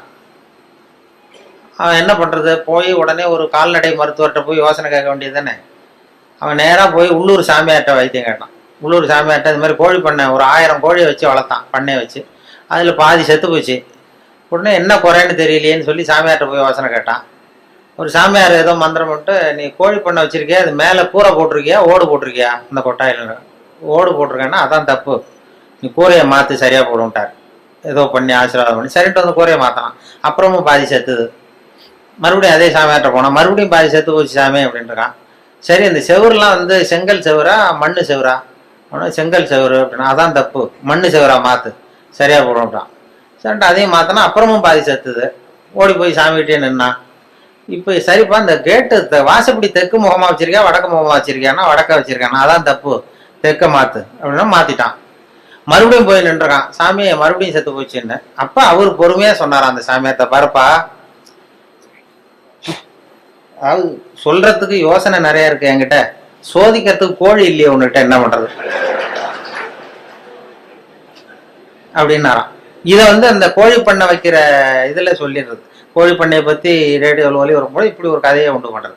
இதெல்லாம் வந்து ஒரு சுவாரஸ்யத்தை ஒன்று, ஒரு வேடிக்கைங்கிறது. ஒரு விவசாய நிகழ்ச்சியை பண்ணும்பொழுது கூட அந்த ஹியூமர், அந்த நகைச்சுவைக்கு ஒரு மரியாதை இருந்தது. அப்படி நிறைய சொல்லும். வாழ்க்கையில் வந்து எப்படியும் ஒருத்தன் வந்து ஒரு கோழி பண்ணை வச்சுக்கிட்டு இருந்தான். ஒரு கோழி வச்சு வித்துக்கிட்டு இருக்கான் ஒருத்தன். ஒரு பெரிய அவனுக்கு எல்லாம் தெரிஞ்ச ஒரு மாதிரி ஒருத்தர் வந்தார். என்னப்பா கோழி வியாபாரம் பண்ணுறியா அப்படின்னா, ஆமாம் கோழி தாங்க விற்றுக்கிட்டு இருக்கேன் அவன். இந்த பெரியவர் சொல்லியிருக்காரு, என்ன விவரம் இல்லாமல் நீ கோழி விற்றுக்கிட்டு இருக்க, அதெல்லாம் சரியாக வச்சு விற்க வேண்டாமா அப்படின்னா, ஏதோ எனக்கு தெரிஞ்சது பண்ணிகிட்டு இருக்கேன் சார் அப்படின்னு இருக்கான். சரி இதெல்லாம் எந்த ஒரு கோழி? அப்போ அவன் சொல்லியிருக்கான், கோழி விற்கிறவன், பாருங்க சார் இது எந்த ஊர் கோழின்னு அடையாளம் தெரியாது, அது சேவலா கோழியாங்கிறது மட்டும்தான் தெரியும், வேற அந்த கோழி எந்த ஒரு கோழிங்கிறதுலாம் நமக்கு தெரியாது, அது கண்டுபிடிக்க முடியாதுன்றான். இவரு சிரிச்சாராம். அந்த என்னடா இவ்வளவு தூரம் விவரம் தெரியாம இருக்க, கோழின்னா அந்த முதுவை பார்த்தே கண்டுபிடிக்கணும் எந்த ஒரு கோழின்னு, அது தெரியாம கோழி வியாபாரம் பண்ண வந்துட்டே நீ அப்படின்னு சொல்லி, உங்களுக்கு தெரியுமா சார்ன்றான். எனக்கு தெரியும்டா, அதோ போது பாரு அந்த மூலையில 2, அது வந்து நாமக்கல் கோழி, அதுல ஒரு 2 கூடு, முதுவை பார்த்தாவே தெரியுது. போது பாரு இது சேலத்து கோழி, இதுல ஒரு 2 கூடு எடுத்து வை. போது பாரு கோயம்புத்தூர் கோழி, இது முதுவை பார்த்தா தெரியுது, அதுல ஒரு 3 எடுத்து வை அப்படின்ட்டான். அவன் எடுத்து வச்சுட்டான். அவன் ஆச்சரியமா வச்சதும் இவர் பெரிய ஒரு காசை கொடுத்துட்டு கேட்டாரான், இந்த முதுவை பார்த்தே கண்டுபிடிக்கணும்டா, இது கூட தெரியாம வந்து நீ வந்து கோழி விற்க வந்துட்டியே, உனக்கு எந்த ஊர்றான்னு கேட்டிருக்காரு. அவன் முதுவை திருப்பி காட்டினானா, பார்த்து தெரிஞ்சுக்கோ, நீயே பார்த்து தெரிஞ்சுட்டு போ. அதாவது அகந்தை வரக்கூடாதுங்கிறதுக்காக சொல்லுவாங்க. நமக்கு தான் எல்லாம் தெரியும்னு நினைக்கக்கூடாது, அது வந்து இதாகிடும். அதுக்குதான் அந்த இதுவும் சொல்லுவாங்க, கர்வம்ங்கிறது கூடாது, மனிதர்களுக்கு கர்வம் வரக்கூடாது, கர்வம் வந்து தப்பு. ஒரு வெள்ளம் படிச்சுட்டு, அதான் ஒரு பிபிஎஸ்சி படிச்சுட்டு, பிபிஎஸ்சி கால்நடை மருத்துவருக்கு படிச்சுட்டு கிராமத்துக்கு வந்திருக்கான். அவனுக்கு எல்லாம் படிச்சுட்டோம், எல்லாம் தெரிஞ்சு போச்சுங்கிற ஒரு கர்வம் வந்துட்டுது. வந்தது அங்கே ஒருத்தன் மாடு மேய்ச்சிட்டு வந்திருக்கிறான். என்னடா விவரம் இல்லாமல் மாடு மேய்க்கிறீங்க, இதெல்லாம் பண்ணைன்னா அதுக்கு ஒரு சயின்டிஃபிக்காக செய்யணும், அதெல்லாம் சயின்டிஃபிக்காக மாடு மேய்க்கணும், இதெல்லாம் ஒன்றும் தெரியாமல் இன்னமும் இங்கே ஒன்றும் விவரம் இல்லாமல் பண்ணிட்டு இருக்கீங்களே, இது என்ன இதெல்லாம் மாடு மேய்க்கிறீங்களே, இதெல்லாம் நீ தான் பார்த்துக்கிறியானா? ஆமான்றான். என்ன உங்கள் ஊரில் இது மாதிரி பசுமாட்டுக்கெல்லாம் கொம்பு இருக்காதா, பசுமாட்டுலாம் கொம்பு இருக்காதா அப்படின்றான். அப்போ அந்த பொடியும் சொன்னானா, சார் பசுமாட்டுக்கு கொம்பு இல்லைன்னா அதுக்கு 2-3 காரணம் இருக்குது. அதாவது கண்ணுக்குட்டியாக இருக்கிறப்ப அது கொம்பை வந்து எடுத்துருவோம், அதுக்கு முளைக்காது, அது கண்ணுக்குட்டியாக இருக்கிறப்ப கொம்பே முளைக்காது, அதனால கொம்பு இல்லாமல் இருக்கும். 2வது காரணம் வந்து வளர்ந்ததுக்கு அப்புறம் ஒன்னோட ஒன்று முட்டிக்கும், அதனால அது முட்டிக்கப்படாத கொம்பை நாங்களே எடுத்துருவோம், அதனால கொம்பு இல்லாமல் இருக்கும். இப்போ இதுக்கு ஏன் கொம்பு இல்லைன்னா இது 3வது காரணம். இதுக்கெல்லாம் ஏன் கொம்பு இல்லைன்னா இதெல்லாம் மாடு இல்லை குதிரை அப்படின்னா. அப்பதான் தெரிஞ்சிருக்கு இவன், ஆகா நம்ம வந்து ரொம்ப இதாகிட்டோம், படிச்சா எல்லாம் தெரிஞ்சிடும்னு நினைச்சிட்டோம். படிக்கிறதுங்கிறது தகவல் அறிவு தான், தகவல் அறிவை சேகரிக்கிறது. அதனால அது மாதிரி சொல்லுவாங்க. இப்படி நிறைய அதுல எதையாவது சேர்த்து சேர்த்து சொல்றது எங்க பழக்கம். அப்படி பண்றதுனால தான் அந்த நகைச்சுவை உணர்வுங்கிறத சில சமயம் பேப்பர்ல வர்றதை வச்சுக்கிட்டே கூட சில கடுமையான விஷயங்களை கூட வேடிக்கை வந்து மென்மையாக்கி கொடுத்துட்றது உண்டு. நாங்கள் அப்போ இந்த முன்னாடி ஒரு தரம் இந்த அரசியலில் ரொம்ப சூடாக இருந்தது, அமலாக்க பிரிவு அதிகாரிகள்லாம் வராங்க, விசாரணை நடக்குதுன்னு ரொம்ப கடுமையாக இருந்தது. அந்த நேரம் ஒரு விஷயத்தை எடுத்து இன்னொரு தகவலில் அப்படியே சொல்லிட்டோம், ஒரு கதை மாதிரி மாற்றி சொல்லியாச்சு. அது சொல்லக்கூடாது, சட்டப்படி சொல்லக்கூடாது, ஆனால் ஒரு கதையாக மாற்றி சொன்னதுனால ஒன்றும் பிரச்சனை இல்லாமல் போயிடுது. அது என்னென்னா, அது ஒரு கதை மாதிரி சொன்னோம். டெல்லியிலேருந்து 2 அதிகாரிகள் வந்தாங்களாம் தமிழ்நாட்டுக்கு. தமிழ்நாட்டில் ஒருத்தன் திடீர்னு கோடீஸ்வரன் ஆகிட்டான். கோடீஸ்வரன், அது எப்படி அவனுக்கு பணம் சேர்ந்தது, அதை போய் விசாரிச்சுட்டு வா அப்படின்னு 2 பேர் டெல்லியிலேருந்து அதிகாரிகள் அனுப்பிச்சிட்டாங்க. 2 பேர் வந்திருக்கான், அமலாக்க பிரிவு அதிகாரிகள். வந்து இவனை பிடிச்சி, டே நாங்கள் டெல்லியிலேருந்து வந்திருக்கோம், நீ எப்படி பணம் சேர்த்த, எப்படி கோடீஸ்வரன், நேற்று வரைக்கும் நீ சாதாரண ஆளாக இருந்த, திடீர்னு எப்படி பணம் சேர்த்த, அது சொல்லுன்னா அவன் சிரிச்சிருக்கான். இதுக்காகவாது சார் டெல்லியிலேருந்து மெனக்கிட்டு வந்தீங்க, நான் ஒன்றும் தப்பான வழியில் பணம் சேர்க்கல சார், நான் வந்து சரியான வழியில் தான் சேர்த்தேன், பந்தயம் கட்டியே பணக்காரன் ஆகிட்டேன். நான் பந்தயம் கட்டி எப்படி நான் பணம் சேர்க்க முடியும் அப்படின்னா, நான் ஆகிட்டேன் சார், நீங்கள் நம்புங்க. நம்ப முடியாது அப்படின்னா உங்ககிட்டே ஒரு பந்தயம் கட்டி காட்டவான்றான். விசாரிக்க வந்தவங்ககிட்ட என்னடா பந்தயம் ஆனால், இதை பாருங்க, இது என் கண்ணு, இது என் பல்லு, என் கண்ணை என் பல்லாலேயே கடிக்கிறேன், எவ்வளவு பந்தயம்ன்றான். 100 ரூபாய் எடுத்து வச்சானா விசாரிக்க, 100 ரூபாய் இதை ப்ரூவ் பண்றான் அப்படின்னு. அப்படியே ஒரு கண்ணை எடுத்துட்டான், அது பளிங்கு கண்ணு, ஏற்கனவே பளிங்கு கண்ணை வச்சிருக்கான், அதை எடுத்து கடிச்சுட்டான். வந்தவன் 100 ரூபாய் விட்டுட்டு நிற்கிறான். விசாரிக்க வந்தவன் உடனே கூட வந்தவனுக்கு கோவம் வந்துட்டுது. டேய் அவன்கிட்ட என்னடா ஏமாந்துக்கிட்டு இருக்க, அவன்கிட்ட உனக்கு விசாரிக்க தெரியல, நீ விளையாடா நான் கேட்கறேன்னு சொல்லி, டே இப்படிலாம் பண்ணக்கூடாதா, நாங்கள் டெல்லியிலேருந்து மெனக்கிட்டு இதுக்காக வந்திருக்கோம், எப்படிடா பணம் சேர்த்த என்கிட்டயாவது சொல்லு அப்படின்னா. நீங்கள் அவரை விட கொஞ்சம் புத்திசாலியாக தெரியுது சார், அதனால் நீங்களாவது நம்புங்க, நான் பந்தயம் கட்டி தான் பணம் சேர்த்தேன்றேன். நம்ப முடியாதுன்றான். அப்படின்னா உங்ககிட்ட இன்னொரு பந்தயம் கட்ட வேண்டாம்ப்பா, என்ன என் ஆளை தான் ஏமாத்தி விட்டியே. இல்லை சார், அவர் வந்து கண்ணு பளிங்கு கண்ணு, அதனால தெரியாது, இந்த கண்ணு பளிங்கு கண்ணுங்கிறது தெரியாது, அதனால ஏமாந்துட்டார். நான் இப்போ உங்ககிட்ட கட்டுறது நெஜங்கண்ணு, இது வந்து நெஜங்கண்ணு, பளிங்கு கண்ணு கிடையாது. இதை கடிக்க முடியும் அப்படின்றான். அவன் ஒரு 100 ரூபாய் எடுத்து வச்சான். இவன் அப்படியே பல்செட்டை கட்டினான் தனியா, கேட்டு கடிச்சு விட்டான். அதையும் விட்டுட்டு 2 பேரும் அப்படியே அலண்டு போயிட்டாங்க. விசாரிக்க வந்தவன் வந்து, நீ மேற்கொண்டு அவன்கிட்ட பேச பேச நம்ம பணம் தான் போய்கிட்டு இருக்க, அவன்கிட்ட நாம வந்து அவன் பணம் எப்படி சேர்த்தான்னு கண்டுபிடிக்கிறதுக்கு வந்திருக்கோம். நாம வந்து அவனை இன்னும் கோடீஸ்வரன் ஆக்கிட்டு இருக்கோம். இதுக்காகவா மெனக்கிட்டு டெல்லியில இருந்து நம்மளை அனுப்புனாங்க? இது சரியா வராதரா, இனிமே அவன்கிட்ட பேச்சு கொடுக்காத, ஒதுங்கி வந்து டெல்லிக்கு போறதுக்கு டிக்கெட்டுக்கு பணம் இருக்கா பாடுறா அப்படின்றான். எண்ணி பார்த்து சரியா இருக்கு, கரெக்டா இருக்கு, இன்னும் ஒரு பந்தயம் கட்டணும்னா போச்சு சரியா போகும், அதனால இப்ப இருக்கிறது சரியா இருக்குன்றாங்க. அப்படின்னா அவன்கிட்ட மேற்கொண்டு விசாரிக்காத, நம்ம போய் நம்ம தலைவர்கிட்ட சொல்லிடுவோம், டெல்லிக்குன்னு நாங்க போயிட்டு வரோம் சார், ரொம்ப தேங்க்ஸ், நீங்க அப்படியே இருங்க சார், சௌக்கியமா இருங்கன்னு சொல்லிட்டு, ஏன் சார் கொஞ்சம் இருந்து சாப்பிட்டு போங்களேன்றாங்க. அதெல்லாம் வேணாம் சார், நீங்க மறுபடியும் ஏதாவது பேச்சு வரும், மறுபடியும் பந்தயம் கட்டுவீங்க, நாங்க போயிட்டு வரோம், நாங்க பாத்துக்கிறோம் சார், நீங்க போயிட்டு வாங்க, ரொம்ப மரியாதையா அவனை விட்டுட்டு போயிட்டாங்க. 2 பேரும் போய் டெல்லியில இந்தியாவுக்கே தலைமை அதிகாரி அவர்கிட்ட போய் சொல்லிட்டான், சார் அவன் தமிழ்நாட்டுக்கு போனோம், தமிழ்நாட்டுல போய் அவன் எப்படி பணம் சேர்த்தானா பந்தயம் கட்டியே பணம் சேர்த்தேன்னு சாதிக்கிறான் சார், அது மட்டும் இல்ல எங்ககிட்ட ஒரு 200 ரூபாய் பிடிங்கிட்டு விட்டான் சார். ஆனா அவருக்கு கோவம் வந்துட்டு தான், எத்தனை பேரா இருக்கீங்க இந்த இந்தியாவெல்லாம், நீங்கெல்லாம் ஒரு பெரிய அதிகாரியா, ஜூனியர் ஆபீசர்ஸ் எத்தனை பேர் இருக்கீங்க இந்தியா பூரா விசாரிக்கிறதுக்கு, நம்ம ஆபீஸ்லன்னா 30 பேர் இருக்கோம் சார், ஆனால் 30 பேரையும் இங்கே கூப்பிட, உங்களுக்கு ட்ரைனிங் கொடுக்கணும், உங்களுக்கு அனுபவம் பத்தாது, நான் இந்தியாவுக்கே தலைமை அதிகாரி, அனுபவம் ஜாஸ்தி, உன்ன மாதிரி இருக்கிற 30 பேர் இங்கே கூப்பிட்டு ஹாலில் உட்கார வை, ஜூனியர் ஆஃபீஸர்ஸ், நான் வந்து ட்ரைனிங் கொடுக்கணும், உங்களுக்கு பயிற்சி பத்தாது, ஒரு ஆள் போய் தமிழ்நாட்டில் அந்த ஆளை கூப்பிட்டுவாங்க, இங்கே அவனையே கூப்பிட்டுவாங்க, இந்த கோடீஸ்வரனை வர்ற வரைக்கும் அவன்கிட்ட பேச்சு கொடுக்காதீங்க, இப்போ ஏதாவது வர்ற வழியிலே பந்தயம் கட்டுவான், ஏதாவது சைகையிலேயே கூப்பிட்டு வந்துருங்கன்னு ஒருத்தர் அனுப்பிச்சார்.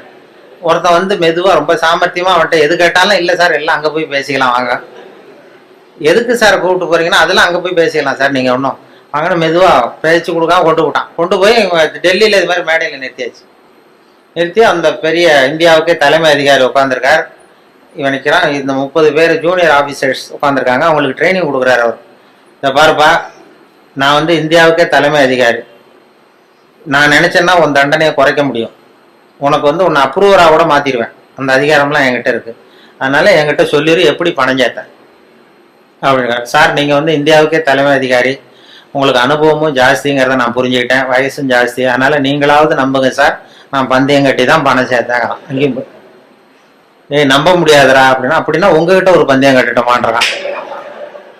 நான் இந்தியாவுக்கே தலைமை அதிகாரா அப்படின்னா, இருக்கட்டும் சார், நான் ப்ரூவ் பண்ண வேண்டாமா உங்களுக்கு? வேண்டாம் சார், அது எங்க அதிகாரியை தான் ஏமாத்தி விட்டியடா எங்க 2 பேரை அப்படின்னா. அப்போ அவர் சொன்னானா, இவன் அது இல்லை சார், உங்க அதிகாரிகள் ஏமாந்தது என் உடம்ப பத்தின ரகசியம், நான் வந்து பளிங்கு கண்ணு வச்சிருந்தேங்கிறது அவருக்கு தெரியாது, ஏமாந்து போனார், நான் பல் செட்டு கட்டியிருந்தேங்கிறது தெரியாது, அதனால இவர் ஏமாந்து போனார். இப்ப நான் உங்ககிட்ட பந்தயம் வைக்கிறது வந்து என் உடம்ப பத்தின ரகசியமே வேண்டாம், உங்க உடம்ப பத்தின ரகசியம். இவரு அசந்தார், என் உடம்புல என்னடா ரகசியம்னாரு. ஒன்றும் இல்லை சார், முதுகுல இடுப்பு கிட்ட 1 ரூபா அகலத்துக்கு கருப்பா ஒரு மச்சம் இருக்கு, உங்களுக்கு கருப்பா ஒரு மச்சம் முதுகுல இடுப்பு கிட்ட இருக்கு அப்படின்னா. அவருக்கு இல்லைன்னு நல்லா தெரியும், அதனால சுத்தமா இல்லடா சார், நேத்து வரைக்கும் இல்லை சார், இந்த நிமிஷம் இருக்கு அப்படின்றான். அவரு அசந்து போய் ஒரு 100 ரூபாய் எடுத்து வச்சார், இதை ப்ரூவ் பண்றான். இவனும் ஒரு 100 ரூபாய் எடுத்து வச்சுட்டு சட்டை கேட்டுங்க சார், கேட்டி காட்டுறாரு, மச்சம் இல்லை, இவன் தோத்து போட்டான், மச்சம் இல்லை அவருக்கு. உடனே அந்த பெரியவர் அதிகாரி 200 ரூபாய் எடுத்து வச்சுக்கிட்டு, தோழர்களே உங்களுக்கு அனுபவம் இல்லை அதனால உங்களை ஏமாத்திட்டான், எனக்கு அனுபவம் ஜாஸ்தி, இப்போ என்கிட்ட அவன் ஏமாந்துட்டான், இப்போ இந்த பந்தயத்துல எனக்கு 200 ரூபா லாபம்னாரான் பெரியவர். அப்ப இவன் எங்கேருந்து போனோம், இவன் மெதுவாக ஆரம்பிச்சிருக்கான், சார் ஐயா நீங்க சொல்றது சரி, ஒரு 200 ரூபா இந்த பந்தயத்துல உங்களுக்கு லாபம் தான், ஆனா இதே பந்தயத்துல எனக்கு 2900 ரூபா லாபம் சார்ன்றான். என்னடா பண்ண அப்படின்னு கேட்டிருக்காரு. உங்களுக்கு தெரியாம இந்த 30 பேர்கிட்டையும் தனித்தனியா ஒரு பந்தயம் கட்டியிருக்கேன்.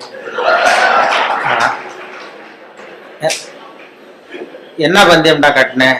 ஆனா அது ஒண்ணும் இல்ல, உங்க எல்லாரும் முன்னாடியும் உங்க மேல் அதிகாரியே சட்டையை கேட்ட வைக்கிறேன்.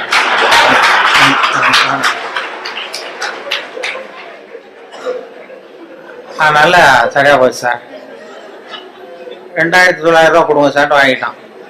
அவரு அசந்து போய் சாரை கொண்டு போய் பக்கத்து ரூம்ல யாராவது விட்டுட்டு வாங்க, அவர்கிட்ட இனிமே யாரும் பேசாதீங்க சார், மரியாதையை அவரை நடத்துங்கன்னு சொல்லி கொண்டு உட்கார வச்சுட்டு, அதுக்கப்புறம் பார்த்து, தோழர்களே, உங்களுக்கு நான் சொல்ல விரும்புறது என்னன்னா, இனிமே யாரும் தமிழ்நாட்டு பக்கம் விசாரிக்க போகாதீங்க.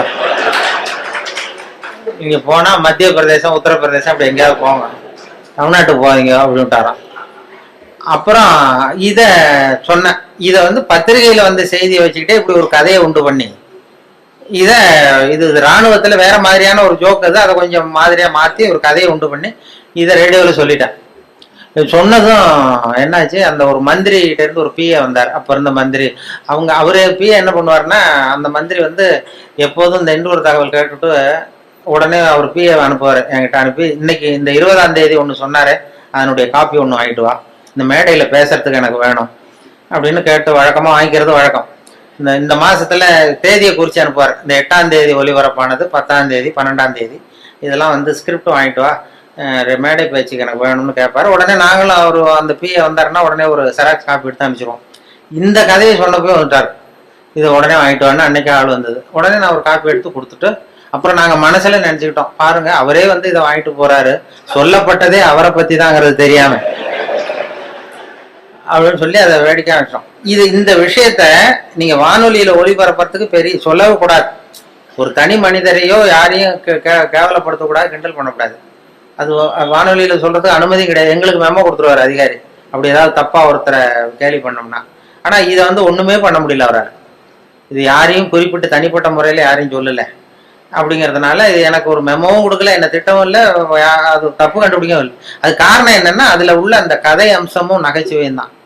அந்த வேடிக்கையும் அந்த கதையும் சேர்ந்துட்டுதுன்னா ஒரு இடத்துல சொல்லக்கூடாத விஷயத்த கூட சொல்ல முடியுதுன்னு பாருங்களேன். அதான் அனுபவம், அது நகைச்சுவைக்கு உள்ள மரியாதை. அப்படி நிறைய இதை சொல்லியிருக்கிறோம். சொல்லி அந்த எல்லா சப்ஜெக்டுக்கும் ஒவ்வொரு கதையை உண்டு பண்றது. கோவப்படம், சினம் தவிர்த்தல் அப்படின்னு ஒண்ணு. அப்புறம் சகிப்புத்தன்மை, இப்படி எல்லாத்துக்கும் ஒரு கதையை உண்டு பண்ணி சொல்றது வழக்கம். சினம் தவிர்த்தல்னா அந்த வேதாத்திரி மகரிஷி, அவங்க அதுல சினம் தவிர்த்தல்னு ஒரு பயிற்சியை கொடுப்பாங்க. அது மாதிரி என்ன, இப்போ நான் வேதாத்திரி மகரிஷியினுடைய 95வது பிறந்த நாள் கூப்பிட்டுருந்தாங்க. அந்த ஆழியாருக்கு போயிட்டு வந்தேன் போன ஒரு 10-15 நாள் முன்னாடி.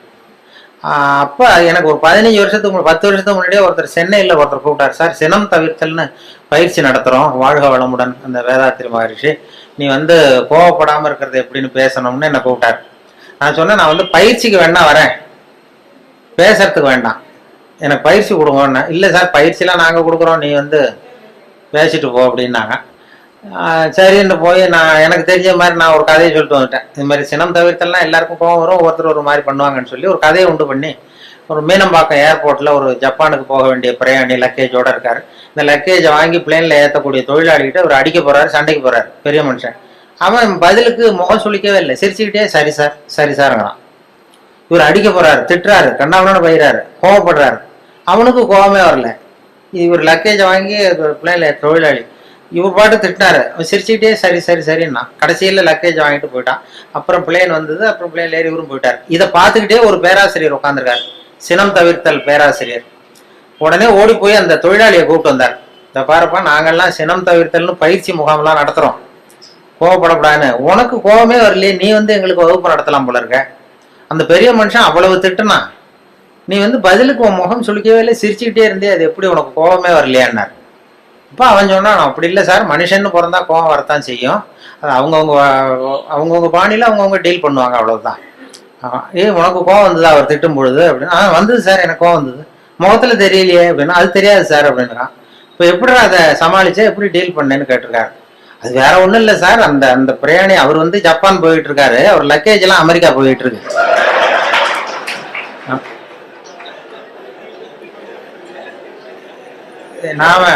நாம எதுக்கு சார் அனாவசியமா சண்டை போடுறோம்? அதெல்லாம் ஒரு டென்ஷன் ஆகக்கூடாது சார், அனாவசியமா டென்ஷன் ஆகக்கூடாது சார் அப்படின்னு சொல்லிட்டு இதை அவங்க கூட்டத்துல நான் பேசிவிட்டு வந்துட்டேன். அந்த சினம் தவிர்த்தல் பயிற்சி முகாம்ல இதை போய் நான் பேசிட்டு வந்துட்டேன் 10 வருஷத்துக்கு முன்னாடி. அதுக்கப்புறம் இன்னை வரைக்கும் அவங்க கூப்பிடுறதே இல்லை என்ன, இல்லை. அப்புறம் இப்ப கேட்டேன் ஒரு 10-15 நாளைக்கு முன்னாடி அவரை பார்த்து, ஏன் சார் மறுபடியும் ஒரு பயிற்சி முகாம்னா கூப்பிடுங்களேன் வரேன். அவங்க என்ன வேணாம் சார், நீங்க பயிற்சிக்கு வேணா வாங்க, பேசுறதுக்கு வேண்டாம், நாங்க பாத்துக்கிறோம் அப்படின்ட்டாரு. ஏன்னா அவங்க ஒரு முறையா அதை சொல்லி கொடுக்குறாங்க. கோவப்பட மனசை எப்படி கட்டுப்படுத்துறது, மனசை எப்படி பயிற்சி பண்றதுன்னு சொல்லி கொடுத்துட்டு இருக்கிறாங்க. அதுல போய் இப்படி குழப்பிட்டு நாங்க சொல்லி கொடுக்குறதையும் மறந்துடுவாங்க சார், நீ வேண்டாட்டான் அப்படி ஆயிடும். சினம் தவிர்த்தல்ங்கிறது ஒரு பெரிய பயிற்சி முகாமா நடத்தி இது பண்ணிட்டு இருக்கிறாங்க. அது மாதிரிதான் சகிப்புத்தன்மையை பத்தியும் சொல்றது, இதெல்லாம் ரேடியோவில் அப்பப்போ சின்ன சின்ன கதையை சொல்றது தான். இது அவர் ஏன்னா அவர் செயலாளருங்கிறதுனால அவர்கிட்ட எப்போதும் கேட்டுக்கிறது, எவ்வளவு நேரம் சார் பேசணும்னு முதல் தடவை வந்தப்ப கேட்டேன். நீங்க எவ்வளவு நேரம் வேணாலும் பேசுங்க சார், நாங்க 10 நிமிஷத்துக்கு மேல உட்காந்துருக்க மாட்டோம் அப்படின்னாரு. அப்படி ஆரம்பிச்சவர். அதனால எப்போ முடிக்கணுங்கிறத கரெக்டா சொல்லு அப்படின்னு சொல்லி முதல் கூட்டத்துல எதிரில் உட்கார வச்சு ஒரு சிக்னல் கொடுத்தேன். அதாவது தலையை சொரிய சொல்லி, எப்போ முடிக்கணும்னு தோணுதோ அப்போ தலையை சொரிங்க, நான் முடிச்சுக்கிறேன் அப்படின்னு சொல்லி அவரை உட்கார வச்சு அது மாதிரி பண்ணிட்டு இருந்தேன். அது ஏன்னா இப்போ கும்பகோணத்தில் அது மாதிரி ஒரு கூட்டத்தில் ஆரம்பிச்சது. என் தம்பி சின்னம்மா பையன் தான் அங்கே அந்த ஒரு கிளப்பில் செக்ரட்டரி, அந்த டவுன் ஹால்னு ஒன்று. அவன் ஒருத்தர் இது மாதிரி கிளப் மெம்பருக்கு கூப்பிட்டு என்ன பேச சொன்னான். எவ்வளோ நேரம் பேசுனா, நீ பாட்டுக்கு பேசு அப்படின்னா. அப்போ எப்போ முடிக்கணும்னு தோணுதோ நீ உட்காந்துக்கிட்டு தலையை சொல்லி நான் பார்த்து முடிச்சுக்கிறேன் அப்படின்னா. சரின்ட்டு வந்து உட்காந்துட்டான். பெரியவர்களே தாய்மார்களே என்னதான் உடனே சொல்லி ஆரம்பிச்சான். ஏன்பா நீ முடிச்சு சொல்றியா? இல்ல இல்ல அரிக்குதுன்னு சொல்றீங்க, நீ அது அது இனிமே பாத்துக்க, ஜாக்கிரதையா இருக்கேன்னா. அப்புறம் ஒரு மணி நேரம் தலையை அரிச்சா கூட பல்ல கடிச்சிட்டே உட்காந்துருந்தான் அந்த. அது மாதிரி அவர்கிட்ட சொன்னது அது பேச்சுங்கிறது அது மாதிரி சொல்லுவாங்க. ஏன்னா பேச்சாளர்கள் அவங்களுக்கு இந்த நேரம் ஆரம்பிக்கிறப்ப சிரமப்படா, அவர் முடிக்கிறது தெரியாது, எங்க முடிக்கிறது என்னன்னு ஒன்றும் புரியாது, அவங்க பாட்டு போயிட்டே இருப்பாங்க. அது ஒருத்தர் சொன்னாராம், நீங்க தோழர்களே நீங்க எல்லாரும் காக்காயை பார்த்து ஒத்துமையை கத்துங்க, காக்காயை பார்த்து ஒத்துமையை கத்துங்க, கிளியை பார்த்து அன்பை கத்துங்க அப்படி இப்படின்னு சொன்னாராம். இது மாதிரி புறாவை பார்த்து ஒத்துமையை கத்துங்க அப்படின்னா. அப்போ ஒருத்தர் கோபமா எழுந்துச்சு, நீ நேரத்தை பார்த்து பேச கத்துக்குங்க. அது மாதிரி வந்தோம் அப்படியே உபதேசம் மாதிரி பண்ணிட்டு இருந்தா அப்படி. ஆனா பேச்சு சொல்லுவாங்க, அது வேடிக்கையாவே சொல்றது உண்டு. ஒருத்தர் பேசிட்டே இருந்தாராம், ரொம்ப நேரம் பேசிட்டு இருந்திருக்காரு. சார் எவ்வளவு நேரம் போனது தெரியல, உங்க பொறுமை தெரியல, நான் பேசிட்டே இருந்துட்டேன், கடிகாரத்தை கூட பார்க்க மறந்துட்டேன் சார் அப்படின்னாராம் பேச்சாளர். கடிகாரத்தை கூட பார்க்க மறந்துட்டேன், என்ன மன்னிச்சுங்க, ரொம்ப நேரம் பேசிட்டேன் போல் இருக்கு. ஆனால் ஒருத்தர் கோபமா எழுந்திரிச்சு சொன்னாராம், ஏன் கடிகாரத்தை தான் பார்க்க மறந்த, பின்னாடி மாட்டி இருக்கிற காலண்டரையாவது பார்க்க கூடாதா அப்படின்னா. வாரக்கணக்கில் பேசிக்கிட்டு இருந்திருக்கான், முதல் நாள் ஆரம்பிச்சு மறுநாள் முடிகிற வரைக்கும் அப்படி ஆரம்பிச்சிருவாங்க. அப்படிதான் அந்த சொல்லுவாங்க. அவர் சொன்னது என்னன்னா, இது அந்த காலேஜ்ல இருந்து பரிசோதனை, அது ஜோக்கு இல்லை, அது ஒரு சம்பவம் சொல்லிட்டு இருந்தேன் காலையில. அதாவது இவங்க இதுல மாநில கல்லூரியில இருந்து மனோதத்துவ பேராசிரியர் ஒருத்தர் வந்தார். அவர் மாணவர்களெல்லாம் அழைச்சிட்டு வந்தார் என்கிட்ட. வானொலியில வேலை பார்க்குறப்போ இந்த பிரசிடென்சி காலேஜ்ல இருந்து சைக்காலஜி ப்ரொஃபஸர் அவரு சில ஸ்டூடெண்ட்ஸ் எல்லாம் அழைச்சிட்டு வந்தார் என்கிட்ட. சார் நாங்க ஸ்டூடெண்ட்ஸோட வந்திருக்கோம், உங்ககிட்ட உங்களுடைய ஒத்துழைப்பு தேவைன்னாரு. என்ன செய்யணும் சார்னா, உங்களை கொஞ்சம் டெஸ்ட் எல்லாம் பண்ணணும், சோதனை பண்ணணும்னாரு. ஏன் சார் நான் என்ன பைத்தியமா அப்படின்னேன். மனோதத்துவ பேராசிரியருங்கிறீங்க, என்ன சோதிக்கிறதுக்கு என்ன இருக்கு? இல்லை சார், எங்க பாடத்திட்டத்திலேயே இது ஒரு அம்சம், அதனால நாங்க ஒரு பயிற்சி கொடுக்கறது மாதிரி, டாக்டர்களுக்கெல்லாம் அப்புறம் படிப்பு முடிஞ்ச பயிற்சி கொடுக்குறாங்களா, அது மாதிரி பயிற்சி இது. அதனால சரி சார் நான் என்ன பண்ணணும்னு, எங்க ஸ்டூடெண்ட்ஸ் எல்லாம் ஒரு கேள்வி கேட்போம், நீ பதில் சொல்லணும், யோசிக்காம உடனே பதில் சொல்லணும். அது யோசிச்சா என்னை பத்தி கௌரவமா என்ன சில உண்மைகளை மறைச்சிருவேன், அதாவது மனசுல இருக்கிறது அப்படியே வெளில வராதான். கேள்வி கேட்டு முடிச்சதும் டக்குன்னு பதில் சொல்லிடணும். இது ஒரு 10 பேர் கேட்போம், நாங்க சொல்லணும்னாரு அந்த பேராசிரியர். சரி சார் கேளுங்க சார் நான் சொல்லிடுறேன் அப்படின்னா. அதே மாதிரி 10 பேரும் அவங்க டக்குன்னு படிச்சாங்க கேள்வியை, உடனே பதில் சொல்லிட்டேன், எதுவும் யோசிக்காம கேட்டுன்னு சொல்லிட்டேன். உடனே அவங்க 10 பேர் பேராசிரியர்லாம் தனியா போய் உட்காந்து கணக்கு போட்டாங்க. எல்லாத்தையும் என் பதில வச்சு என்னத்தையும் கணக்கு கூட்டல் கழிச்சு எல்லாம் போட்டு கடைசியில என்கிட்ட, சார் உங்க கேரக்டர் என்னங்கிறத நாங்க முடிவு பண்ணிட்டோம், உங்க கேரக்டர் என்னங்கிறத முடிவு பண்ணிட்டோம் அப்படின்னாங்க. என்ன சார் அப்படின்னு, உங்களை யாராலையும் ஜெயிக்க முடியாது சார் அப்படின்னாங்க. ஏன் அப்படி சொல்றீங்க அப்படின்னா, அது ஏன் உங்களை யாராலையும் ஜெயிக்க முடியாதுன்னு சொல்றோம்னா, நீங்க எப்பவும் தோத்து போறதுக்கு தயாரா இருக்கீங்க, தோத்து போக தயாரா இருக்கிற ஒருத்தரை யாராலையும் ஜெயிக்க முடியாது, இதுதான் உங்க கேரக்டர் அப்படின்னு என்னை பத்தி அவங்க சொல்லிவிட்டு அதுக்கப்புறம் ஒரு புத்தி சொன்னாங்க. இந்த கேரக்டர் உள்ளவங்க எந்த தொழில் தொடங்கினாலும் அது உருப்படாது. அதாவது பிசினஸோ வியாபாரமோ எதை பண்ணாலும் உங்களுக்கு சரியா வராது, அந்த பிசினஸும் வீணா போடும். ஏதோ அதிர்ஷ்டவசமா அரசாங்கத்துல சேர்ந்துருக்கீங்க, இதுல உங்களுக்கு ஒன்றும் பெரிய இது ரிஸ்க் கிடையாது. அதனால இந்த மனோபாவம் உள்ளவங்க வேற வாழ்க்கையில வெற்றி அடைய முடியாது. அதாவது அந்த ஒரு தொழில் துறையிலேயோ ரொம்ப அந்த இது பண்ண முடியாதுன்ட்டார். அதை அந்த அந்த ரகசியத்தை அவங்கள்ட்ட சொன்னா அது எல்லாருக்கும் சொல்லுங்கன்னு சொல்லிட்டாரு. இப்போ அது அது மாதிரி அது சில பேர் ஒவ்வொருத்தருடைய கேரக்டருக்கு தகுந்த தொழில் அமையணுமா, அப்படி பண்ணாதான் அது நல்லது. அதனாலதான் சொல்லுவாங்க என்ன சில இதுல இந்த இந்த மனோபாவத்துல சில வசதி உண்டு. வாழ்க்கையில ஜெயிக்கிறது தான் சந்தோஷம்னு நாம நினைச்சுக்கிட்டு இருக்கிறோம். தோத்து போறதுதான் உண்மையான சந்தோஷம். அது இப்போ இப்போ என் பேரனோட விளையாடி தோத்து போகும்பொழுது ஜெயிக்கிறத விட சந்தோஷமா இருக்கு. சின்ன குழந்தைகள்கிட்ட பக்கத்து வீட்டு குழந்தைகள்கிட்ட நான் விளையாடி தோத்து போறேன், அது எனக்கு ஜெயிக்கிறத விட சந்தோஷமா இருக்கு. தோத்து போறதுதான் சந்தோஷம்ங்கிறத தெரிஞ்சுக்கிறதுக்கு எனக்கு 60 வருஷம் ஆயிருக்கு. இது வரைக்கும் ஜெயிக்கிறது தான் சந்தோஷம்னு நினைச்சுக்கிட்டு இருந்தோம். அது இல்லை, அது வாழ்க்கைங்கிற பந்தயத்துல தோற்று போக கற்றுக்கொள்ளுங்கம்பாங்க. வாழ்க்கைங்கிற பந்தயத்துல, ஓட்ட பந்தயத்துல நீங்க ஜெயிக்கிறதுக்கு கத்துங்க. அதாவது ஒரு ஓட்ட பந்தயம் நடந்துகிட்டு இருந்தான், ஒரு 10 பேர் ஓடிக்கிட்டு இருந்தான். முதல்ல ஒருத்தன் ஓடுறான், அவன் தான் ஜெயிக்க போறான். அந்த வின்னிங் பாயிண்ட் ஜெயிக்கிற கட்டத்துல பின்னாடி வந்தவன் தடுமாறி கீழே விழுந்துட்டான் பந்தயத்துல. உடனே முன்னாடி ஓடிக்கிட்டு இருந்தவன் டக்குன்னு நின்று அந்த விழுந்தவனை தூக்கிட்டு ஓரமா போயிட்டான். விழுந்தவனை தூக்கி அவனை தொடச்சி அவனை ஆசுவாசப்படுத்தி கொண்டு போட்டான். 3வதா வந்தவன் முதல்ல வந்துட்டான். ஜெயிச்சதும் கூப்பிட்டு பரிசு கொடுத்தாங்களாம். இதுல போட்டி முடிஞ்சதும் அந்த 3வதா ஃபர்ஸ்ட் வந்தவனுக்கு பரிசு கொடுத்துட்டாங்க. அப்புறம் இந்த முன்னாடி இவனை தூக்கிட்டு போனான்ல, அவனை கூப்பிட்டு அவனுக்கு ஒரு பரிசு கொடுத்தாங்களாம்.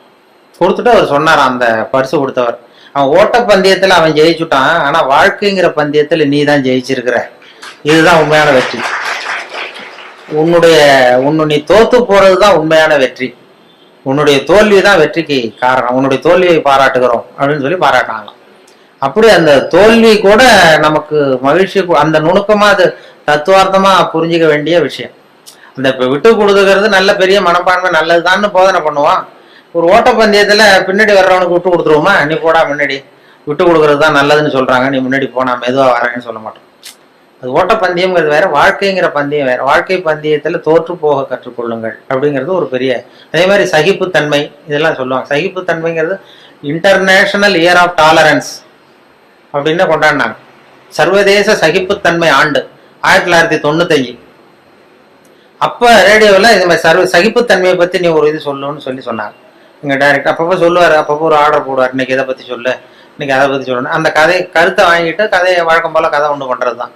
அது ஒரு டாக்டர் உட்காந்துருக்கிறாரு இந்த ரூம்ல, அவர் ரூம்ல டாக்டர் உட்காந்துருக்காரு. வெளியில பெஞ்சு போட்டிருக்கு வரிசையா, அதுல 40 பேர் உட்காந்துருக்கான். 40 பேரும் டாக்டர் பார்க்கறதுக்கு. 40 பேர் சட்டையும் கட்டி பக்கத்துல வச்சிருக்கான். 40 பேர் வாயிலும் 40 தெர்மாமீட்டர் இருக்கு. இது எதுக்கு வந்தான்னு தெரியல, எல்லாரும் தெர்மாமீட்டரோட வரிசையா உட்காந்துருக்காங்க. அப்போ ஒருத்தன் செவுத்துல ஆணி அடிக்கிறதுக்கு காலண்டர் மாட்டுற ஆணி அடிச்சுட்டா விரல் நசுக்கி போச்சு அதே தெருவில். சரி நம்ம தெரு டாக்டர் தானேன்னு ஓடி நர்ஸை மாட்டேன், நர்ஸு இது சிஸ்டர் இதில் ஏதாவது மருந்து போடுங்கன்றான். இதெல்லாம் மருந்து நீ 41வது ஆளா உட்காருன்னு இருக்கு. இல்லையே நான் விரல் தானேன்னு இருக்கான். அதெல்லாம் கேட்காத உட்காருன்னு உட்காந்தான். சட்டையை கேட்டுன்னு இருக்கு, மறுபடியும் விரலை காட்டிருக்கான். அதெல்லாம் நீ எங்கே அடிபடுவான்னு சட்டையை கேட்டுன்னு எல்லாரையும் பாருனதும் எல்லாம் கட்டி வச்சுருக்கான். இவனும் கட்டி வச்சுட்டான். கொஞ்சம் வாயை திறந்ததும் தெர்மாமீட்டர் வச்சுட்டு ஓடி போச்சு.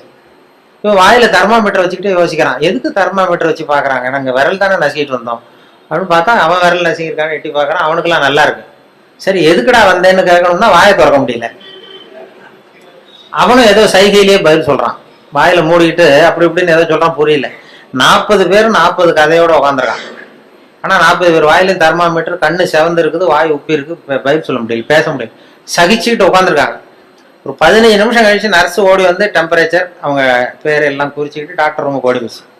இப்படி போனதுக்கு அப்புறம் இவன் ஆரம்பிச்சான், இந்த 41வது ஆள் விரல் நசிக்கிட்டு தானே, உலகம் ரொம்ப கெட்டு போச்சியா, எதுக்கு தெர்மாமீட்டர் வச்சு பாக்குறேன்னு தெரியல உங்களுக்கு, எல்லாத்துக்கும் தெர்மாமீட்டர் வைக்கிறாங்க, சட்டையை கேட்ட சொல்றாங்க, இதை நான் சும்மா விட போறது இல்லை, உண்டு இல்லைன்னு பார்க்க போறேன்னு சொல்றான். அப்ப இந்த 40வது ஆள் அவனுக்கு அட்வைஸ் பண்றான், அந்த பாருப்பா இது மாதிரிலாம் சத்தம் போடாத, இதெல்லாம் வந்தா இது சர்வதேச சகிப்புத்தன்மை ஆண்டு, இது மாதிரி இடத்துலதான் நாம சகிப்புத்தன்மையை கத்துக்கணும். இது மாதிரிலாம் அனாவசியமா அப்படிலாம் சத்தம் போடாது, கொஞ்ச நேரம் மரியாதையா வாழை சுட்டிட்டு மரியாதையா உட்கார் அப்படின்றான் இந்த 40வது ஆள் அவன்கிட்ட. அப்படி சொன்னதும் அவனுக்கு இன்னும் கோவம் வந்துட்டுது. 41வது ஆள் விரல, நீ எனக்கு இவ்வளவு புத்தி சொல்றியடா, நீ எதுக்கு வந்த அப்படின்னு இருக்கான். நான் தபால் கொடுக்க வந்தவையா,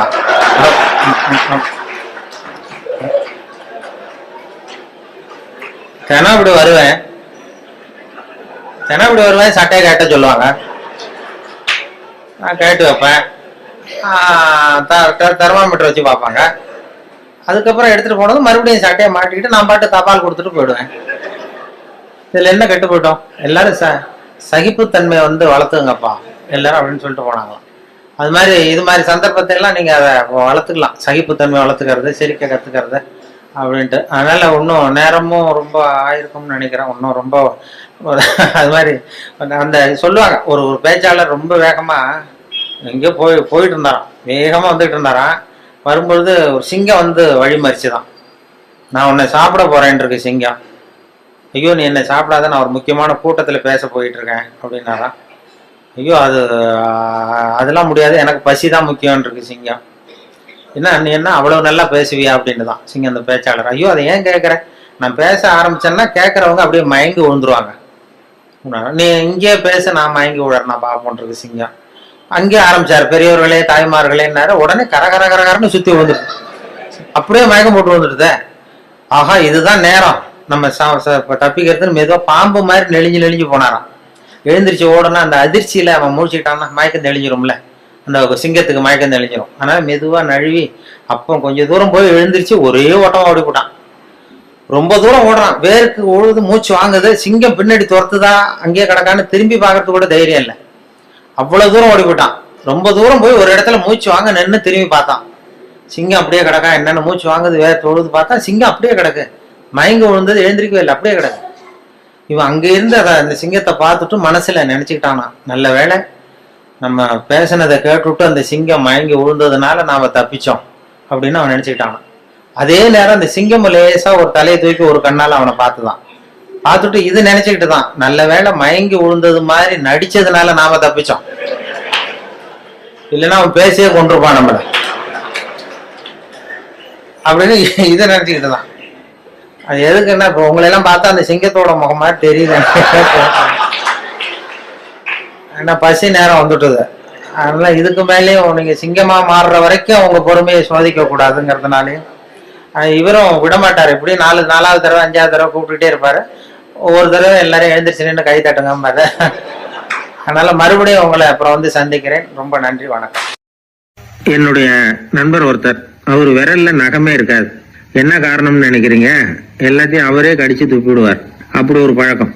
சின்ன குழந்தைகள் வந்து நகம் கடிக்குது, விரல் சூப்புது. இதுக்கு என்ன காரணம் தெரியுமா? குழந்தைகள் மனசுல ஏற்படக்கூடிய ஒருவித பாதுகாப்பின்மை, இன்செக்யூரிட்டி, அல்லது தான் வந்து சரியா கவனிக்கப்படல அப்படிங்கிற எண்ணத்தோட வெளிப்பாடு தான் அது அப்படிங்கிறாங்க டாக்டர்கள். சில இடங்கள்ல 2வது குழந்தை பிறந்த உடனே பெரியவர்கள் கவனம் வந்து முதல் குழந்தைகிட்ட இருந்து கொஞ்சம் விலகி 2வது குழந்தைகிட்ட போயிடும். அந்த சமயத்துல முதல் குழந்தைக்கு இந்த பழக்கம் ஏற்படுறதுக்கு வாய்ப்பு உண்டா. சில குடும்பங்கள்ல கணவன் மனைவி 2 பேருமே வேலைக்கு போறவங்களா இருப்பாங்க. குழந்தை வந்து ரொம்ப நேரத்துக்கு பெத்தவங்களை பிரிஞ்சு இருக்க வேண்டிய சூழ்நிலை இருக்கும். குழந்தை ஒரு பாதுகாப்பின்மையை உணர ஆரம்பிக்கும், இந்த பழக்கம் வந்துடும். அதனால ஒரு குழந்தைக்கு தான் வந்து ஒதுக்கப்படுறோம் அப்படிங்கிற நினைப்பு வராம பாத்துக்கணும். வளர்ந்த குழந்தைகளும் நகம் கடிக்கும், வயசானவங்க கிட்டையும் இந்த பழக்கம் இருக்கும். இது வந்து ஒரு மனச்சிதைவின் வெளிப்பாடு அப்படிங்கிறாங்க மனநல நிபுணர்கள். அம்மா அப்பா திட்டினாலும் சரி அல்லது ஆசிரியர் திட்டினாலும் சரி இந்த பழக்கம் வந்துடும்.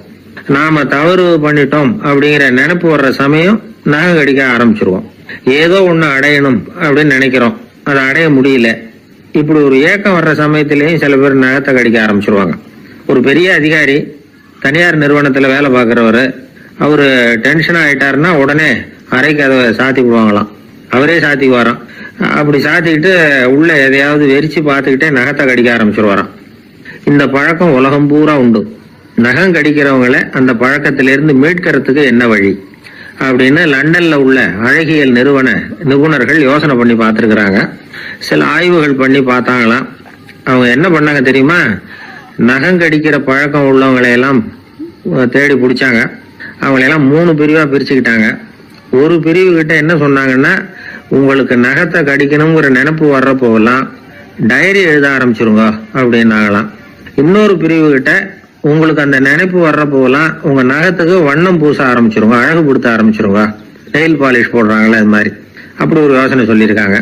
3வது குழுவினர்கிட்ட உங்களுக்கு நகத்தை கடிக்கணுங்கிற எண்ணம் வர்றப்போவெல்லாம் விரல்களை வந்து இறுக்கமா மூடி வச்சுக்கிட்டு வேற விஷயங்கள்ல கவனம் செலுத்துங்க அப்படின்னு சொன்னாங்களாம். இப்படி 3 வித முயற்சி பண்ணி பார்த்ததுல கடைசியா அவங்க என்ன கண்டுபிடிச்சாங்க தெரியுமா? மூணாவது குழு செஞ்சதுல நல்ல பலன் கிடைச்சதாம். அதாவது நகம் தெரியாதபடிக்கு விரலை இறுக மூடிக்கிட்டு வச்சுக்கிட்டோம்னா அந்த பழக்கம் மாறுதான். அப்படி இருந்தவங்க கிட்ட இந்த நகம் கடிக்கிற பழக்கம் மெதுவா குறைஞ்சு போச்சான். அதனால நகம் கடிக்கிற பழக்கம் உள்ளவங்க இதை முயற்சி பண்ணி பார்க்கலாம். ஒரு ஆள் இருந்தார், அவருக்கு எப்ப பார்த்தாலும் நகத்தை கடிச்சுக்கிட்டே இருக்கணும், அப்படி ஒரு பழக்கம். அதனால அவர் விரல்ல எப்பவும் நகம் இருக்கிறது இல்லை, விரல் இருக்கிறதே பெரிய ஆச்சரியம். அவருக்கு திடீர்னு உடம்புல அரிப்பு, சொரிஞ்சிக்க முடியல, அரிப்பும் நிக்கல. ஒரு வாரம் தொடர்ந்து கஷ்டப்பட்டார். கடைசியா ஒரு டாக்டர் கிட்ட ஓடினார். அவர் எல்லாத்தையும் விவரமா கேட்டுக்கிட்டு கடைசியா கொஞ்சம் மாத்திரை கொடுத்து வேலைக்கு ஒண்ணு சாப்பிடு அப்படின்னாராம். இந்த மாத்திரை எதுக்கு டாக்டர்? அரிப்பு நிக்கிறதுக்கா அப்படின்னாராம். இல்ல நகம் வளர்றதுக்காக அப்படின்னாராம் இந்த டாக்டர். ஒரு கோவில்ல ஆன்மீக சொற்பொழிவு நடந்துகிட்டு இருக்குது. ஒரு பெரியவர் பேசிக்கிட்டு இருக்கார். கடவுளை பத்தியும் சொர்க்கத்தை பத்தியும் மனுஷனை பத்தியும் அவர் விவரமா பேசுறார். எல்லாரும் உட்கார்ந்து கேக்குறாங்க. அந்த கூட்டத்துல ஒரு தத்துவ ஞானியும் உட்கார்ந்து இருக்கிறார். அவரு அவருடைய நண்பர். பேசி முடிச்சதும் அந்த பெரியவர் மேடையை விட்டு இறங்கினார். நேரா அந்த தத்துவ ஞானி கிட்ட வந்தார். எப்படி இருந்தது என்னுடைய பேச்சு அப்படின்னு கேட்டார். நீங்க பேசினது ஒண்ணுக்கு ஒண்ணு முரண்பாடா தெரிஞ்சது அப்படின்னாரா இவரு. நான் என்ன அப்படி தப்பா பேசிவிட்டேன் அப்படின்னாரா அவரு. கடவுளை நம்புகிறவன் சொர்க்கத்துக்கு போவான்னு சொன்னீங்க, அப்புறம் நல்ல விதமா வாழறவன் சொர்க்கத்துக்கு போவான்னு சொன்னீங்க அப்படின்னாராம். இதுல என்ன முரண்பாடுன்னு கேட்டிருக்காரு அவர். இதுலதான் முரண்பாடு தெரியுது எனக்கு. அதாவது இங்க ஒருத்தன் எல்லா தப்பும் பண்ணிட்டு இருக்கிறான், அவன் கடவுளை நம்பினான்னா அவன் சொர்க்கத்துக்கு போவானா? இது என்னுடைய முதல் கேள்வி. இல்லைன்னா ஒருத்தன் எந்த தப்பும் பண்ணல, ரொம்ப ஒழுங்கா வாழ்ந்துகிட்டு இருக்கிறான், ஆனா அவன் கடவுளை நம்பல, அவன் என்ன நரகத்துக்கு தான் போவானா? கடவுள் நம்பிக்கை உள்ள ஒரு திருடன் என்ன ஆவான், எங்க போவான்? கடவுள் நம்பிக்கையே இல்லாத ஒரு நல்லவன் என்ன ஆவான், எங்க போவான்? ஒருத்தன் இங்க கடவுள் நம்பிக்கையோட வாழறது முக்கியமா அல்லது நல்லவனா வாழறது முக்கியமா? இதுதான் இவர் கேட்ட கேள்வி. இதை கேட்டதும் அந்த பெரியவர் குழம்பி போட்டார். அவர் சொன்னது நியாயம் தானே. கடவுளை நம்புறவன் தான் சொர்க்கத்துக்கு போவான்னா பேசாம கடவுளை நம்பிக்கிட்டு இந்த உலகத்துல எல்லா தப்பும் பண்ணிட்டு இருக்கலாமே. பேச்சாளர் குழப்பத்தோட வீட்டுக்கு போனார். படுத்து தூங்கினாரு. ஒரு கனவு வந்தது. கனவுல அவர் ஒரு ரயில்ல வேகமா போயிட்டு இருக்கிறார். எதிரில் உட்கார்ந்து இருக்கிறவரை பார்த்து நாம இப்ப எங்க போறோம்னு கேட்டார். சொர்க்கத்துக்கு போயிட்டு இருக்கிறோம் அப்படின்னாங்களாம். ரயில் போய் நின்றது. இவர் இறங்கினார். இங்க கௌதம புத்தர் இருப்பார், சாக்ரட்டிஸ் இருப்பார், அவங்கள பாக்குறதுக்கு ஒரு நல்ல வாய்ப்பு அப்படின்னு நினைச்சுக்கிட்டே அங்கேயும் இங்கேயும் பார்த்தார். அங்க யாருமே இல்ல. ஒரே பாலைவனம் மாதிரி இருக்குது. பச்சை இல்ல, பசுமை இல்ல, பூக்கள் இல்ல, மரம்லாம் மொட்டையா நிக்குது. எலும்பும் தோலுமா சில முனிவர்கள் அங்கேயும் இங்கேயுமா உட்கார்ந்து இருக்கிறாங்க. இவர் அவங்க கிட்ட போய் இந்த புத்தர், சாக்ரட்டிஸ் இவங்க எல்லாம் எங்க இருக்கிறாங்கன்னு கேட்டாராம்.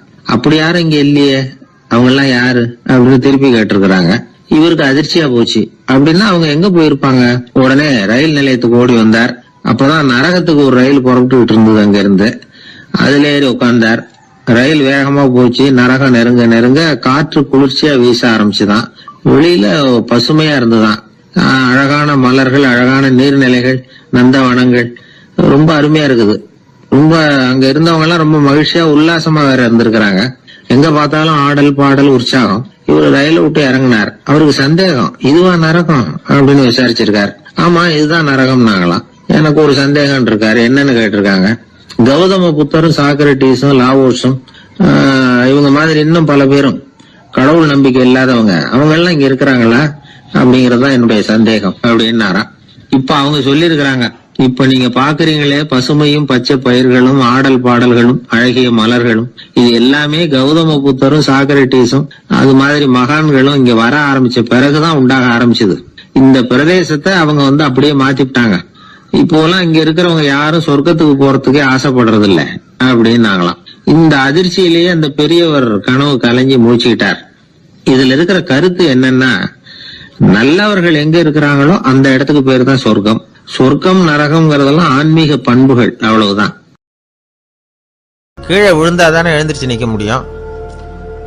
அதனால எழுந்திருக்கணும்னு நினைக்கிறவங்க முதல்ல கீழே விழணும். இவர் முதல்ல கீழே விழணும், அதுக்கப்புறம் தான் எழுந்திருக்கிறது எப்படின்னு சிந்திக்க முடியும். இந்த உலகத்துல எல்லாருமே கீழே விழுந்து எழுந்தவர்கள் தான். இப்போ இந்த குழந்தை பருவத்துல கீழே விழாம நடைபயில கற்றுக்கிட்டவங்க யாராவது உண்டா? சின்ன வயசுல ஒரு தடவை கூட கீழே விழல சார், அப்படியே பிறந்தார் வளர்ந்தார் பெரியவர் ஆயிட்டார் அப்படின்னு யாரையும் சொல்ல முடியாது. அதனால மனுஷங்கிறவன் விழுந்து புரண்டு எழுந்துதான் நடக்க கத்துக்கிறான். ஒரு உண்மையை நாம எல்லாரும் புரிஞ்சுக்கணும். இந்த உலகத்துல தவறு செய்யாத மனிதர்களே யாரும் கிடையாது. அப்படி இருக்கிறப்போ எப்போதாவது நாம தவறு பண்ணிவிட்டோம்னா அதுக்காக மனசு உடைஞ்சு போயிடக்கூடாது, வாழ்க்கையில வெறுப்பு வந்துடக்கூடாது. ஒரு தவறு நடந்துட்டுதா அதுக்காக மனசு உடைஞ்சு போடாதீங்க, அதை ஒரு பாடமா எடுத்துக்கங்க. அதே தவறு மறுபடியும் நடக்காம வேணும்னா பாத்துக்கலாம், அது போதும். தடைக்கல்ல படிக்கல்லாம் மாத்திக்கணும், இதுதான் இதுல முக்கியம். ஒரு அலுவலகம், அங்க ஒரு அதிகாரி, அவர் உயர்ந்த பதவியில் இருந்தார், சிறந்த நிர்வாகின்னு பேர் வாங்கினவர். அவர் தனக்கு கீழே வேலை செய்யறவங்க கிட்ட எல்லாம் சொல்லுவாராம், இந்த நிறுவனத்துல நீங்க எத்தனை தடவை வேணும்னாலும் தவறுகள் செய்யலாம், ஆனா ஒரே விஷயம் என்னன்னா ஒரே தவறை மறுபடியும் செய்யக்கூடாது, அது முக்கியம் அப்படின்பாராம். இத மேம்போக்கா பார்த்தா அவர் ஏதோ தன்னுடைய ஊழியர்களை தவறு செய்ய தூண்டுறது மாதிரி தெரியும். ஆனா உண்மை அப்படி இல்லை. இன்னைக்கு என்ன நடக்குது தெரியுமா? அநேகமா எல்லா மனிதர்களுமே ஒரே தவறை தான் மறுபடியும் மறுபடியும் செய்யறாங்க. விளையாட்டு வீரர்கள் ஒரே மாதிரியான தவறுகளை திரும்ப திரும்ப செய்யறது உண்டு.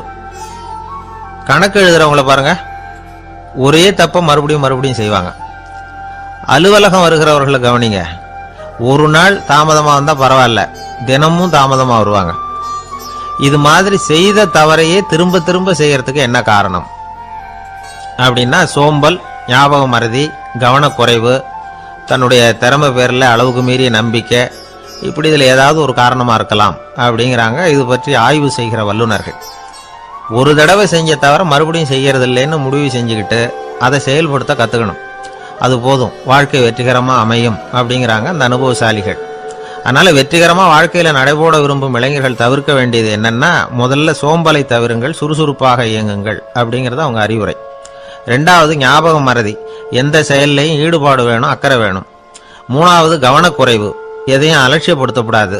நாலாவது என்னால முடியாதது எதுவுமே கிடையாது அப்படிங்கிற அளவுக்கு மீறிய நம்பிக்கை, அது ஆபத்துல கொண்டு போய் விட்டுரும். அதனால முதல் தவறு உங்களுக்கு ஒரு பாடமா அமையணும். ஒரு மனிதர், அவர் தன்னுடைய 2 காதுலையும் கட்டு போட்டுக்கிட்டு வந்தார். அவருடைய நண்பர் அதை கவனிச்சுட்டார். என்ன சார் ஆச்சு, 2 காதுலையும் கட்டு போட்டுருக்கீங்களே அப்படின்னு விசாரிச்சார். ஒண்ணுமில்ல சார், வீட்டில் ரொம்ப ஆர்வமா டிவியில கிரிக்கெட் மேட்ச் பார்த்துக்கிட்டு இருந்தேன். அப்போ என்னுடைய மனைவி துணிகளுக்கு அயன் பண்ணிக்கிட்டு இருந்தாங்க. அயன் பாக்ஸை அப்படியே வச்சுட்டு அடுப்பங்கரைக்கு போயிட்டாங்க. அந்த சமயம் பார்த்து டெலிஃபோன் பண்ணி அடிச்சுது. அவசரமா ஓடி போய் அதை எடுத்து காதில் வச்சேன். அப்பதான் தெரியும் அது அயன் பாக்ஸுங்கிற விஷயம். சூடா இருந்ததா, சுட்டு விட்டுது அப்படின்னாரு. ஒரு காது சரி சார், 2 காதும் ஏன் அப்படி ஆச்சு அப்படின்னு கேட்டார். அதே ஆளு மறுபடியும் போன் பண்ணா சார் அப்படின்னாரு. இவர் எவ்வளவு தூரம் யோசிச்சிருப்பார் பாருங்க.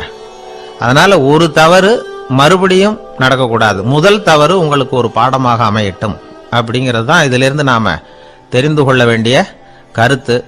அதனால தவறுகள் அதெல்லாம் தடைக்கெல்லாம் நினைக்க வேண்டாம், படிக்கெல்லாம் நினைப்போம். அப்படி நினைச்சோம்னா வாழ்க்கையில வெற்றி நிச்சயம். கொஞ்சம் தூரத்துல நாம நிக்கிறோம், எட்டத்துல இருந்துகிட்டு அவரை கவனிக்கிறோம்.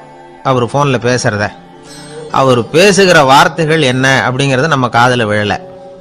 ஆனாலும் அவர் பேசிக்கிட்டு இருக்கிறது நல்ல செய்தியா கெட்ட செய்தியா அப்படிங்கறத நம்மால யூகிக்க முடியும். மகிழ்ச்சியான செய்தியை பேசும்போது முகம் மலருது, புன்னகை பூக்குது. இதுல ஒண்ணு நீங்க கவனிக்கணும், தொலைபேசியில நாம பேசுறப்போ நம்மோட பேசுறவர் எதிரில் இல்லை. அவர் தொலைபேசி வழியா நம்ம குரலை மட்டும்தான் கேட்க போறார், நம்ம முகத்தை அவர் பார்க்க போறது இல்ல. அப்படி இருந்தும் அப்ப நம்ம முகம் ஏன் மலரணும் அப்படின்னா இதுதான் உடல் மொழி, பாடி லாங்குவேஜ் அப்படின்னு சொல்றாங்க. நம்ம அறியாமலேயே நம்ம உடம்பு செய்திகளை தெரிவிக்குது பாருங்க, அதுதான் உடல் மொழி. ஒரு மனிதர் தொலைபேசியில பேசிக்கிட்டு இருக்கிறத நீங்க தூரத்துல இருந்து கவனிச்சுக்கிட்டே அவர் நண்பரோட பேசுறாரா, மனைவியோட பேசுறாரா, குழந்தையோட பேசுறாரா, இல்ல மேல் அதிகாரி கிட்ட பேசுறாரா, அல்லது அவருக்கு கீழே பணிபுரிகிறவர்கள் கிட்ட பேசுறாரா அப்படிங்கறத கண்டுபிடிக்கலாம். அதுக்கு காரணம் அவருடைய உடல் மொழி. இந்த உடல் மொழி கூட நம்ம வாழ்க்கையின் முன்னேற்றத்துக்கு பயன்படும். இத பத்தியெல்லாம் கூட சில நிபுணர்கள் ஆராய்ச்சி பண்ணி பார்த்திருக்கிறாங்க. அவங்க சில விவரங்களை சொல்றாங்க. குறிப்பா ஒருத்தர் தன்னுடைய நாற்காலியில கிட்டத்தட்ட படுத்துக்காத குறையா உட்கார்ந்துருக்கிறாருன்னு வச்சுங்க, எதிர இருக்கிறவர் பேசுறது அவருக்கு பிடிக்கலன்னு அர்த்தமா. தலையை சொரிஞ்சுக்கிறது, வேற வேற திசைகள்ல பாக்குறது, கொட்டாவி விடுறது, கால்களை மாத்தி போட்டு உட்கார்றது, களைப்பா கை விரல்களை அப்படியே பின்னிக்கிறது, அடிக்கடி கடிகாரத்தை பார்க்கறது, இப்படிலாம் ஒருத்தர் பண்ணிக்கிட்டு இருக்கிறாருன்னா நாம் கூடிய சீக்கிரம் அந்த இடத்த விட்டு எழுந்திரிச்சு வந்துடுறது நல்லது. ஏன்னா இதெல்லாம் அவருடைய சலிப்பு, சோர்வு, ஆர்வமின்மை இதுக்கு அடையாளங்கள். நம்முடைய பேச்சு அவரை சலிப்படைய வச்சுட்டதுன்னு அர்த்தம். அவர் ரொம்பவும் சோர்ந்து போயிட்டாருன்னு பொருள். நம்முடைய பேச்சில் அவருக்கு ஆர்வம் இல்லைன்னு அர்த்தம். அதே நேரத்தில் நாற்காலியின் நுனியில் அமர்ந்து உடலை முன்னுக்கு நகர்த்தி எதிர இருக்கிறவரின் கண்களை பார்த்துக்கிட்டே பேசினாலும் சரி அல்லது பேச்சை கேட்டாலும் சரி, உங்கள் பேரில் மற்றவங்களுக்கு உள்ள பிடிப்பு அதிகரிக்கும். நாம் எப்படிப்பட்டவருங்கிறத நம்ம உடம்பும் நடை உடை பாவனையும் அடுத்தவங்களுக்கு காட்டி கொடுத்துரும்.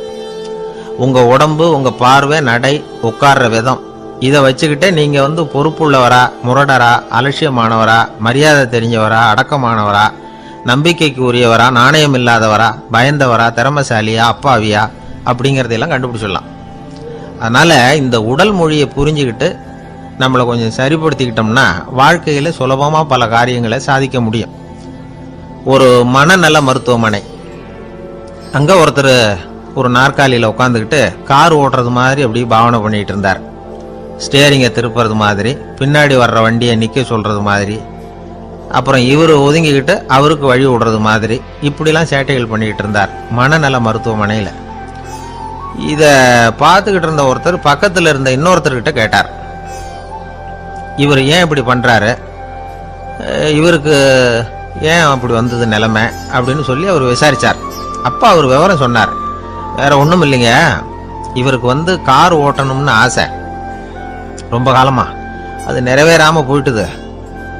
அதுக்கப்புறம் அவர் மனநோயாளியை மாறிட்டார். இங்கே அழைச்சிட்டு வந்தாங்க. இங்கே அழைச்சிட்டு வந்ததுலேருந்து அப்படி தான் பண்ணிகிட்டு இருக்கிறார். அப்போ கார் ஓட்டுறது மாதிரிலாம் பாவனை பண்ணிகிட்டு இருப்பார், திருப்புறது மாதிரி பண்ணுவார், பின்னாடி வர்றவங்களுக்கு இடம் விடுவார், இப்படிலாம் செய்கிறார் அப்படின்னு விவரம் சொன்னாங்க. நீங்கள் சொல்லப்படாதா, இப்போ நீங்கள் கார் ஓட்டலை, வெறும் நாற்காலியில் தான் உட்காந்துருக்குறீங்க அப்படின்னு நீங்கள் சொல்லப்படாதா அவருக்கு அப்படின்னு கேட்டாங்க.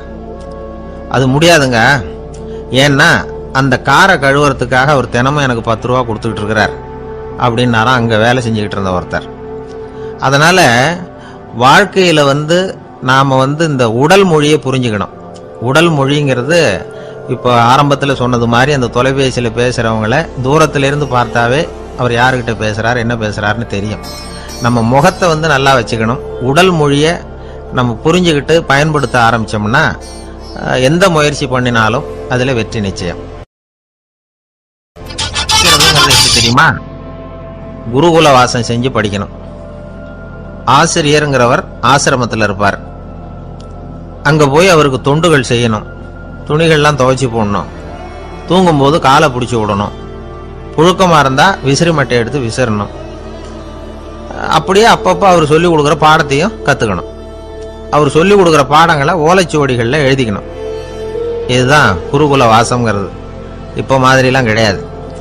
ஆக குருகுல வாசம்ங்கிறது மனசையும் பண்படுத்தும், அறிவையும் பண்படுத்தும். அப்படி ஒரு பயிற்சி அது. அந்த காலத்தில் பஞ்சபாண்டவர்கள் ஒரு குருகுலத்தில் படிக்க போனாங்களாம். ஏற்கனவே அங்கே ஒரு 15 பேர் இருந்திருக்கிறாங்க. இவங்களையும் சேர்த்து மொத்தம் 20 பேர். எல்லாரும் ரொம்ப ஆர்வத்தோடு அங்கே தங்கி படிச்சுக்கிட்டு இருக்கிறாங்க. 2 வருஷம் ஓடி போச்சு. எல்லாரும் ஊருக்கு திரும்ப வேண்டிய நேரம். ஆசிரியர் ஒவ்வொருத்தராக கூப்பிட்டார். இது வரைக்கும் என்ன கற்றுக்கிட்ட அப்படின்னு கேட்டார்.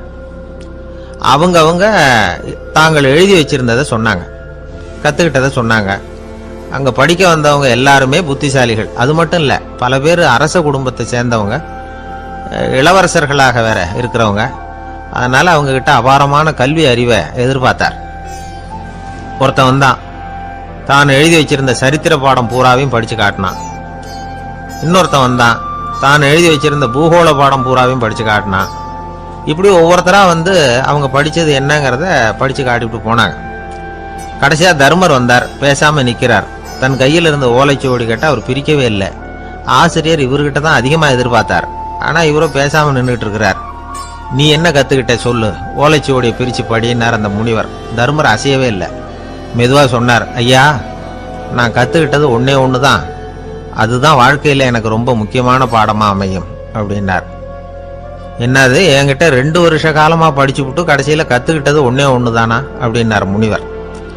அவருக்கு ஒன்றும் புரியல. மற்ற மாணவர்களை விட இவர் பண்புகளில் உயர்ந்தவர், அறிவில் சிறந்தவர், வயசில் முதிர்ந்தவர். இவரே இப்படி சொன்னால் மற்றவங்க நிலைமை என்னத்துக்கு ஆறுது? அவங்க ரொம்பவும் கெட்டு போயிடுவாங்களே அப்படின்னு அவர் யோசனை பண்ணார். தர்மா, நல்லா யோசனை பண்ணி பதில் சொல்லு. 2 வருஷமா நீ கற்றுக்கிட்டது என்ன அப்படின்னு தானே நான் கேட்குறேன். அதை கொஞ்சம் யோசனை பண்ணி சொல்லுன்னார் முனிவர் கொஞ்சம் கோபமா. தர்மர் முகத்தில் எந்த மாறுதலுமே இல்லை. இல்லையா, 2 வருஷமா நான் கற்றுக்கிட்ட முக்கியமான பாடம் ஒன்றே ஒன்று தான்னார். இப்போ அந்த முனிவருக்கு கோபம் அதிகமாக வந்துடுது. ஏன்பா, உனக்கு வெக்கமா இல்லையா? உன்னை விட வயசில் குறைஞ்சவங்க எவ்வளவு பாடம் கற்றுக்கிட்டு இருக்கிறாங்க, எவ்வளவு விரிவாக அவங்க படித்து காட்டினாங்க. நீயும் கூட நிறைய குறித்து வச்சிருக்கிற போல இருக்க, அதை ஏன் பிரித்து படிக்கக்கூடாது அப்படின்னார். ஐயா, நான் சொல்கிறது உங்களுக்கு ஏமாற்றமாக இருந்தால் என்னை மன்னிக்கணும். நான் ரொம்ப முக்கியமாக கற்றுக்கிட்டு இருக்கிறது ஒன்றே ஒன்று தான், மற்ற எதையும் சொல்கிறதுக்கு விரும்பலைன்னார். மாணவர்கள்லாம் சிரிச்சுட்டாங்க. முனிவருக்கு கோபம் அளவுக்கு மீறி வந்துட்டு ஓங்கி அரைஞ்சு விட்டார் தர்மரை அவர் கன்னத்தில். தர்மர் கண்ணை செவந்து போட்டுது, கண்கள் கலங்கி போச்சு. ஆனாலும் அவர் அமைதியை இழக்கலை, தலை குனிஞ்சு நிற்கிறார். இவருடைய புடிவாதம் முனிவருக்கு இன்னும் ஆத்திரத்தை உண்டாக்கி விட்டது. இன்னொரு கண்ணத்திலே அரைஞ்சார். எல்லாரும் பயந்து போய் அமைதியாக நின்றுட்டு இருக்கிறாங்க. முனிவர் கத்துறார், அப்படி நீ கற்றுக்கிட்ட அந்த முக்கியமான பாடம் தான் என்ன, அதையாவது சொல்லு அப்படின்னார். ஐயா, அதை மட்டும் ஒரு ஓலைச்சுவடியில் தனியாக குறித்து வச்சிருக்கிறேன், இந்தாங்க, இதை நீங்களே படித்து பாருங்கன்னார். தர்மர் ஓலைச்சுவடியை நீட்டினார். முனிவர் அதை வாங்கி பிரித்தார், சத்தம் போட்டு படித்தார். என்ன எழுதியிருக்காருன்னா, எப்படிப்பட்ட சோதனை ஏற்பட்டாலும் நிதானம் இழந்து கோபத்துக்கு ஆளாகக்கூடாது அப்படின்னு. இதான் அந்த ஓலைச்சுவடியில் அவர் எழுதி வச்சிருந்தது. அந்த ஒரு கணத்திலேயே முனிவரும் எல்லா மாணவர்களும் தர்மரை புரிஞ்சுக்கிட்டாங்களாம். அவர் கற்றுக்கிட்டது ஏட்டு சுரக்காய் இல்லை, வாழ்க்கையில் பயன்படக்கூடிய முக்கியமான அனுபவ பாடம். முனிவர் கண்களில் கண்ணீர். தர்மரை அன்போட கட்டி தழுவிக்கிட்டார். அப்புறம் சொன்னார், தர்மா, என்னை மன்னிச்சிரு, நீ மாணவன் இல்லை, ஆசிரியன். நான் இதுவரைக்கும் தெரிஞ்சிக்காத அனுபவ பாடத்தை நீ இப்போ எனக்கு கற்றுக் கொடுத்துட்ட அப்படின்னு சொன்னாராம். அதனால நிதானம் தவறக்கூடாதுங்கிறது ரொம்ப முக்கியமான ஒரு செய்தி. ஒரு ஆசிரியர் மாணவனை ஒரு கன்னத்தில் ஓங்கி அரைஞ்சுட்டார். இவன் நிதானம் தவறல, அமைதியாக நின்றுக்கிட்டு இருந்தான். அவர் ஒரு தடவை அரைஞ்சதும் எப்படி உன்னால நிதானம் தவறாமல் இருக்க முடிஞ்சுது அப்படின்னு கேட்டாங்க நண்பர்கள். அவன் சொன்னான், நான் நிதானம் தவறி இருந்தா எங்கள் வாத்தியார் இன்னொரு கன்னத்திலையும் அரைஞ்சிருப்பார், அது அதை விட பலமாக இருக்கும், அதனால தான் நான் அப்படி இருந்தேன் அப்படின்னு நானா. ஆக நாம தெரிந்து கொள்ள வேண்டியது, வாழ்க்கையில நிதானம் தவறாமல் இருக்க வேண்டும். அதுதான் வெற்றியின் ரகசியம். ஒரு நண்பர்கிட்ட பேசிக்கிட்டு இருந்தேன். அவருடைய உறவினர் ஒருத்தர் ஒரு நேர்முக தேர்வுக்கு போயிருந்தாராம், இன்டர்வியூக்கு. ரொம்பவும் பொறுப்பாகவும் கவனமாகவும் செயல்பட வேண்டிய பதவிக்கான நேர்காணல் அது. இவர் எழுத்து தேர்வில் ஏராளமான மதிப்பெண்கள் வாங்கிவிட்டார். அதனால் அதை பற்றி கவலை இல்லை. இப்போ நேர்முக தேர்வில் தேர்வு பெறணும். ஏராளமான சான்றிதழ்கள் வச்சிருந்தார். நேர்காணலில் கேட்கப்பட்ட எல்லா கேள்விகளுக்கும் சரியான பதில தான் சொன்னார். இருந்தாலும் பாருங்க, அந்த நேர்முக தேர்வில் அவர் தேர்ந்தெடுக்கப்படலை. என்ன காரணம் அப்படின்னு பின்னாடி விசாரிச்சப்போ தான் விவரம் தெரிஞ்சுதான். அது என்ன ஆயிருக்குதுன்னா, அந்த நேர்காணலின் போது இவர் நடந்துகிட்ட முறையில் சில தவறுகள் நடந்து போச்சான். முக்கியமா 2 தவறுகள். ஒன்று, அவங்க ஒரு கேள்வியை கேட்டு முடிக்கிறதுக்குள்ளேயே இவர் பதில் சொல்ல ஆரம்பிச்சுட்டாராம். 2வது என்னன்னா, இவர் நாற்காலியில தாராளமா இயல்பா சாஞ்சி உட்காராம நாற்காலி முனையில உட்கார்ந்துருந்தாராம். இந்த 2 விதமான செயல்பாடுகளும் இவர் அவசரப்படுறவர், பதற்றப்படுறவர் அப்படிங்கிறதுக்கான அடையாளங்கள். அதாவது கேள்வியை கேட்டு முடிக்கிறதுக்குள்ளேயே முந்திக்கிட்டு பதில் சொல்றது. 2வது, நாற்காலியில இயல்பா தாராளமா உட்காராம நாற்காலி முனையில உட்கார்றது. பார்க்க போற வேலைக்கு அவசரம், பதற்றம் இது 2 இருக்கக்கூடாதான். அதனால மார்க் இருந்தும் சர்டிபிகேட் இருந்தும் அந்த வேலை வாய்ப்பு அவருக்கு கிடைக்கல. வேலை கொடுக்கறவங்க நம்ம கிட்ட இருந்து என்னதான் எதிர்பார்க்கறாங்க, இதை தெரிஞ்சு வச்சுக்கிறது நல்லது. முதல்ல, மற்றவர்களுடன் தொடர்பு கொள்ளும் திறமை, அதாவது எபிலிட்டி டு கம்யூனிகேட். நீங்க நினைக்கிறத அழகா தொகுத்து வகைப்படுத்தி சொல்ல தெரியுதான்னு பார்ப்பாங்க. உங்க திட்டங்களை அடுத்தவங்க ஏற்றுக்கொள்ளக்கூடிய விதத்துல வெளிப்படுத்துறதுக்கு உங்களால முடியுதான்னு பார்ப்பாங்க. இதுக்கு என்ன செய்யறது? குழப்பம் இல்லாம சிந்திக்கணும், குழப்பம் இல்லாம பேசணும். 2வது விஷயம் என்னன்னா புத்திசாலித்தனம், அதாவது இன்டெலிஜென்ஸ். ஏத்துக்க போற வேலையை நல்ல விதமா செய்ய முடியுமா உங்களால, அதை எந்தெந்த வழியில செய்யலாம், அப்படிங்கிறத உங்களால் தீர்மானிக்க முடியுமா? அந்த வேலைக்கான புது புது யோசனைகளை உங்களால் சொல்ல முடியுமா அப்படின்னு பார்ப்பாங்க. இது இன்டெலிஜென்ஸ். மூணாவது தன்னம்பிக்கை, அதாவது செல்ஃப் கான்ஃபிடன்ஸ். உங்களுக்கு அது உண்டா அப்படிங்கிறத கவனிப்பாங்க. எந்த சூழ்நிலையையும் சமாளிக்கணும், எப்படிப்பட்ட மனிதர்களையும் சமாளிக்கிற தைரியம் வேணும், அடுத்தவங்களை நமக்கு சாதகமாக திருப்பக்கூடிய தன்னம்பிக்கை வேணும். நாலாவது பொறுப்புகளை முன்வந்து ஏற்றுக்கொள்ளுதல், வில்லிங்னஸ் டு அக்செப்ட் ரெஸ்பான்சிபிலிட்டி. பொறுப்புகள்ல இருந்து நழுவி போக ஆசைப்படாம செஞ்சு முடிக்கணும். அஞ்சாவது முன் வருதல், இனிஷியேட்டிவ். வேலையோட முக்கியத்துவம் உணர்ந்து அதை ஏத்துக்கிட்டு தகுந்த நடவடிக்கைகளை தயங்காம எடுக்கிறதுக்கு முன் வரணும். ஆறாவது என்னன்னு கேட்டீங்கன்னா தலைமைத்துவம், லீடர்ஷிப். 4 பேருக்கு தலைமை தாங்கி நல்ல விதத்துல நடந்துக்க தெரியுதா? ஏழாவது கற்பனை திறன், இமேஜினேஷன். சில பிரச்சனைகள் வரக்கூடும் அப்படின்னு முன்கூட்டியே யூகிச்சு அதுக்கு தகுந்த மாதிரி நடவடிக்கை எடுக்கிற திறமை உண்டா அப்படிங்கிறத பார்ப்பாங்க. எட்டாவது என்னன்னா வளைந்து கொடுத்தல், ஃபிளெக்சிபிலிட்டி. சூழ்நிலைக்கு தகுந்த மாதிரி, மாற்றங்களுக்கு தகுந்த மாதிரி அனுசரித்து நடந்துக்கிறதுக்கு தெரியுதா அவங்களுக்கு அப்படிங்கிறத கவனிப்பாங்க. அடுத்தது திறமைகளை வெளிக்கொணரும் திறமை, இன்டர்பர்சனல் ஸ்கில்ஸ். அடுத்தவங்க கிட்ட இருக்கிற திறமையை கண்டுபிடிச்சி அதை நல்ல விதத்தில் ஊக்கப்படுத்தி பயன்படுத்த தெரியுதா அப்படின்னு பார்ப்பாங்க. ஆறாவது சுய அறிவு, செல்ஃப் நாலேஜ். அடுத்தவங்க நம்மளை பற்றி என்ன நினைக்கிறாங்க அப்படிங்கிறத நம்மளால் புரிஞ்சுக்க முடியுதாங்கிறது முக்கியம். அடுத்தது போட்டி மனப்பான்மை, காம்படிட்டிவ்னஸ்.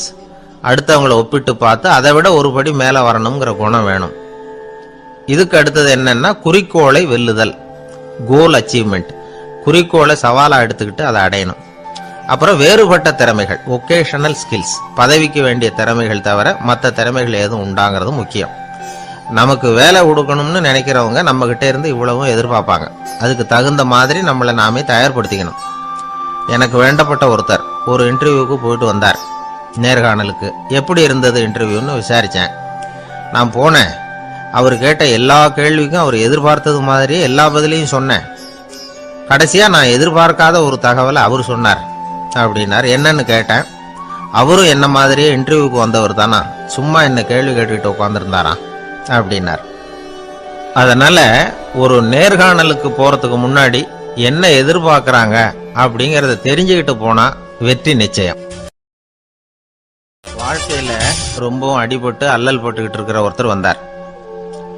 மனசு ரொம்பவும் நொந்து போய் பேசினார். இந்த உலகத்துல மனுஷனா பிறந்ததை விட மாடா பிறந்திருக்கலாம் சார் அப்படின்னார். திடீர்னு என்கிட்ட இப்படி சொன்னா அதுக்கு நான் என்னங்க பண்ண முடியும் அப்படின்னேன். உங்ககிட்ட வரணும்னு தோணுச்சு, அதனால வந்தேன் அப்படின்னார். சரிங்க, இப்படி ஒரு யோசனை வந்ததுக்கு என்ன காரணம் அப்படின்னு சொல்லி அவர்கிட்ட கேட்டேன்.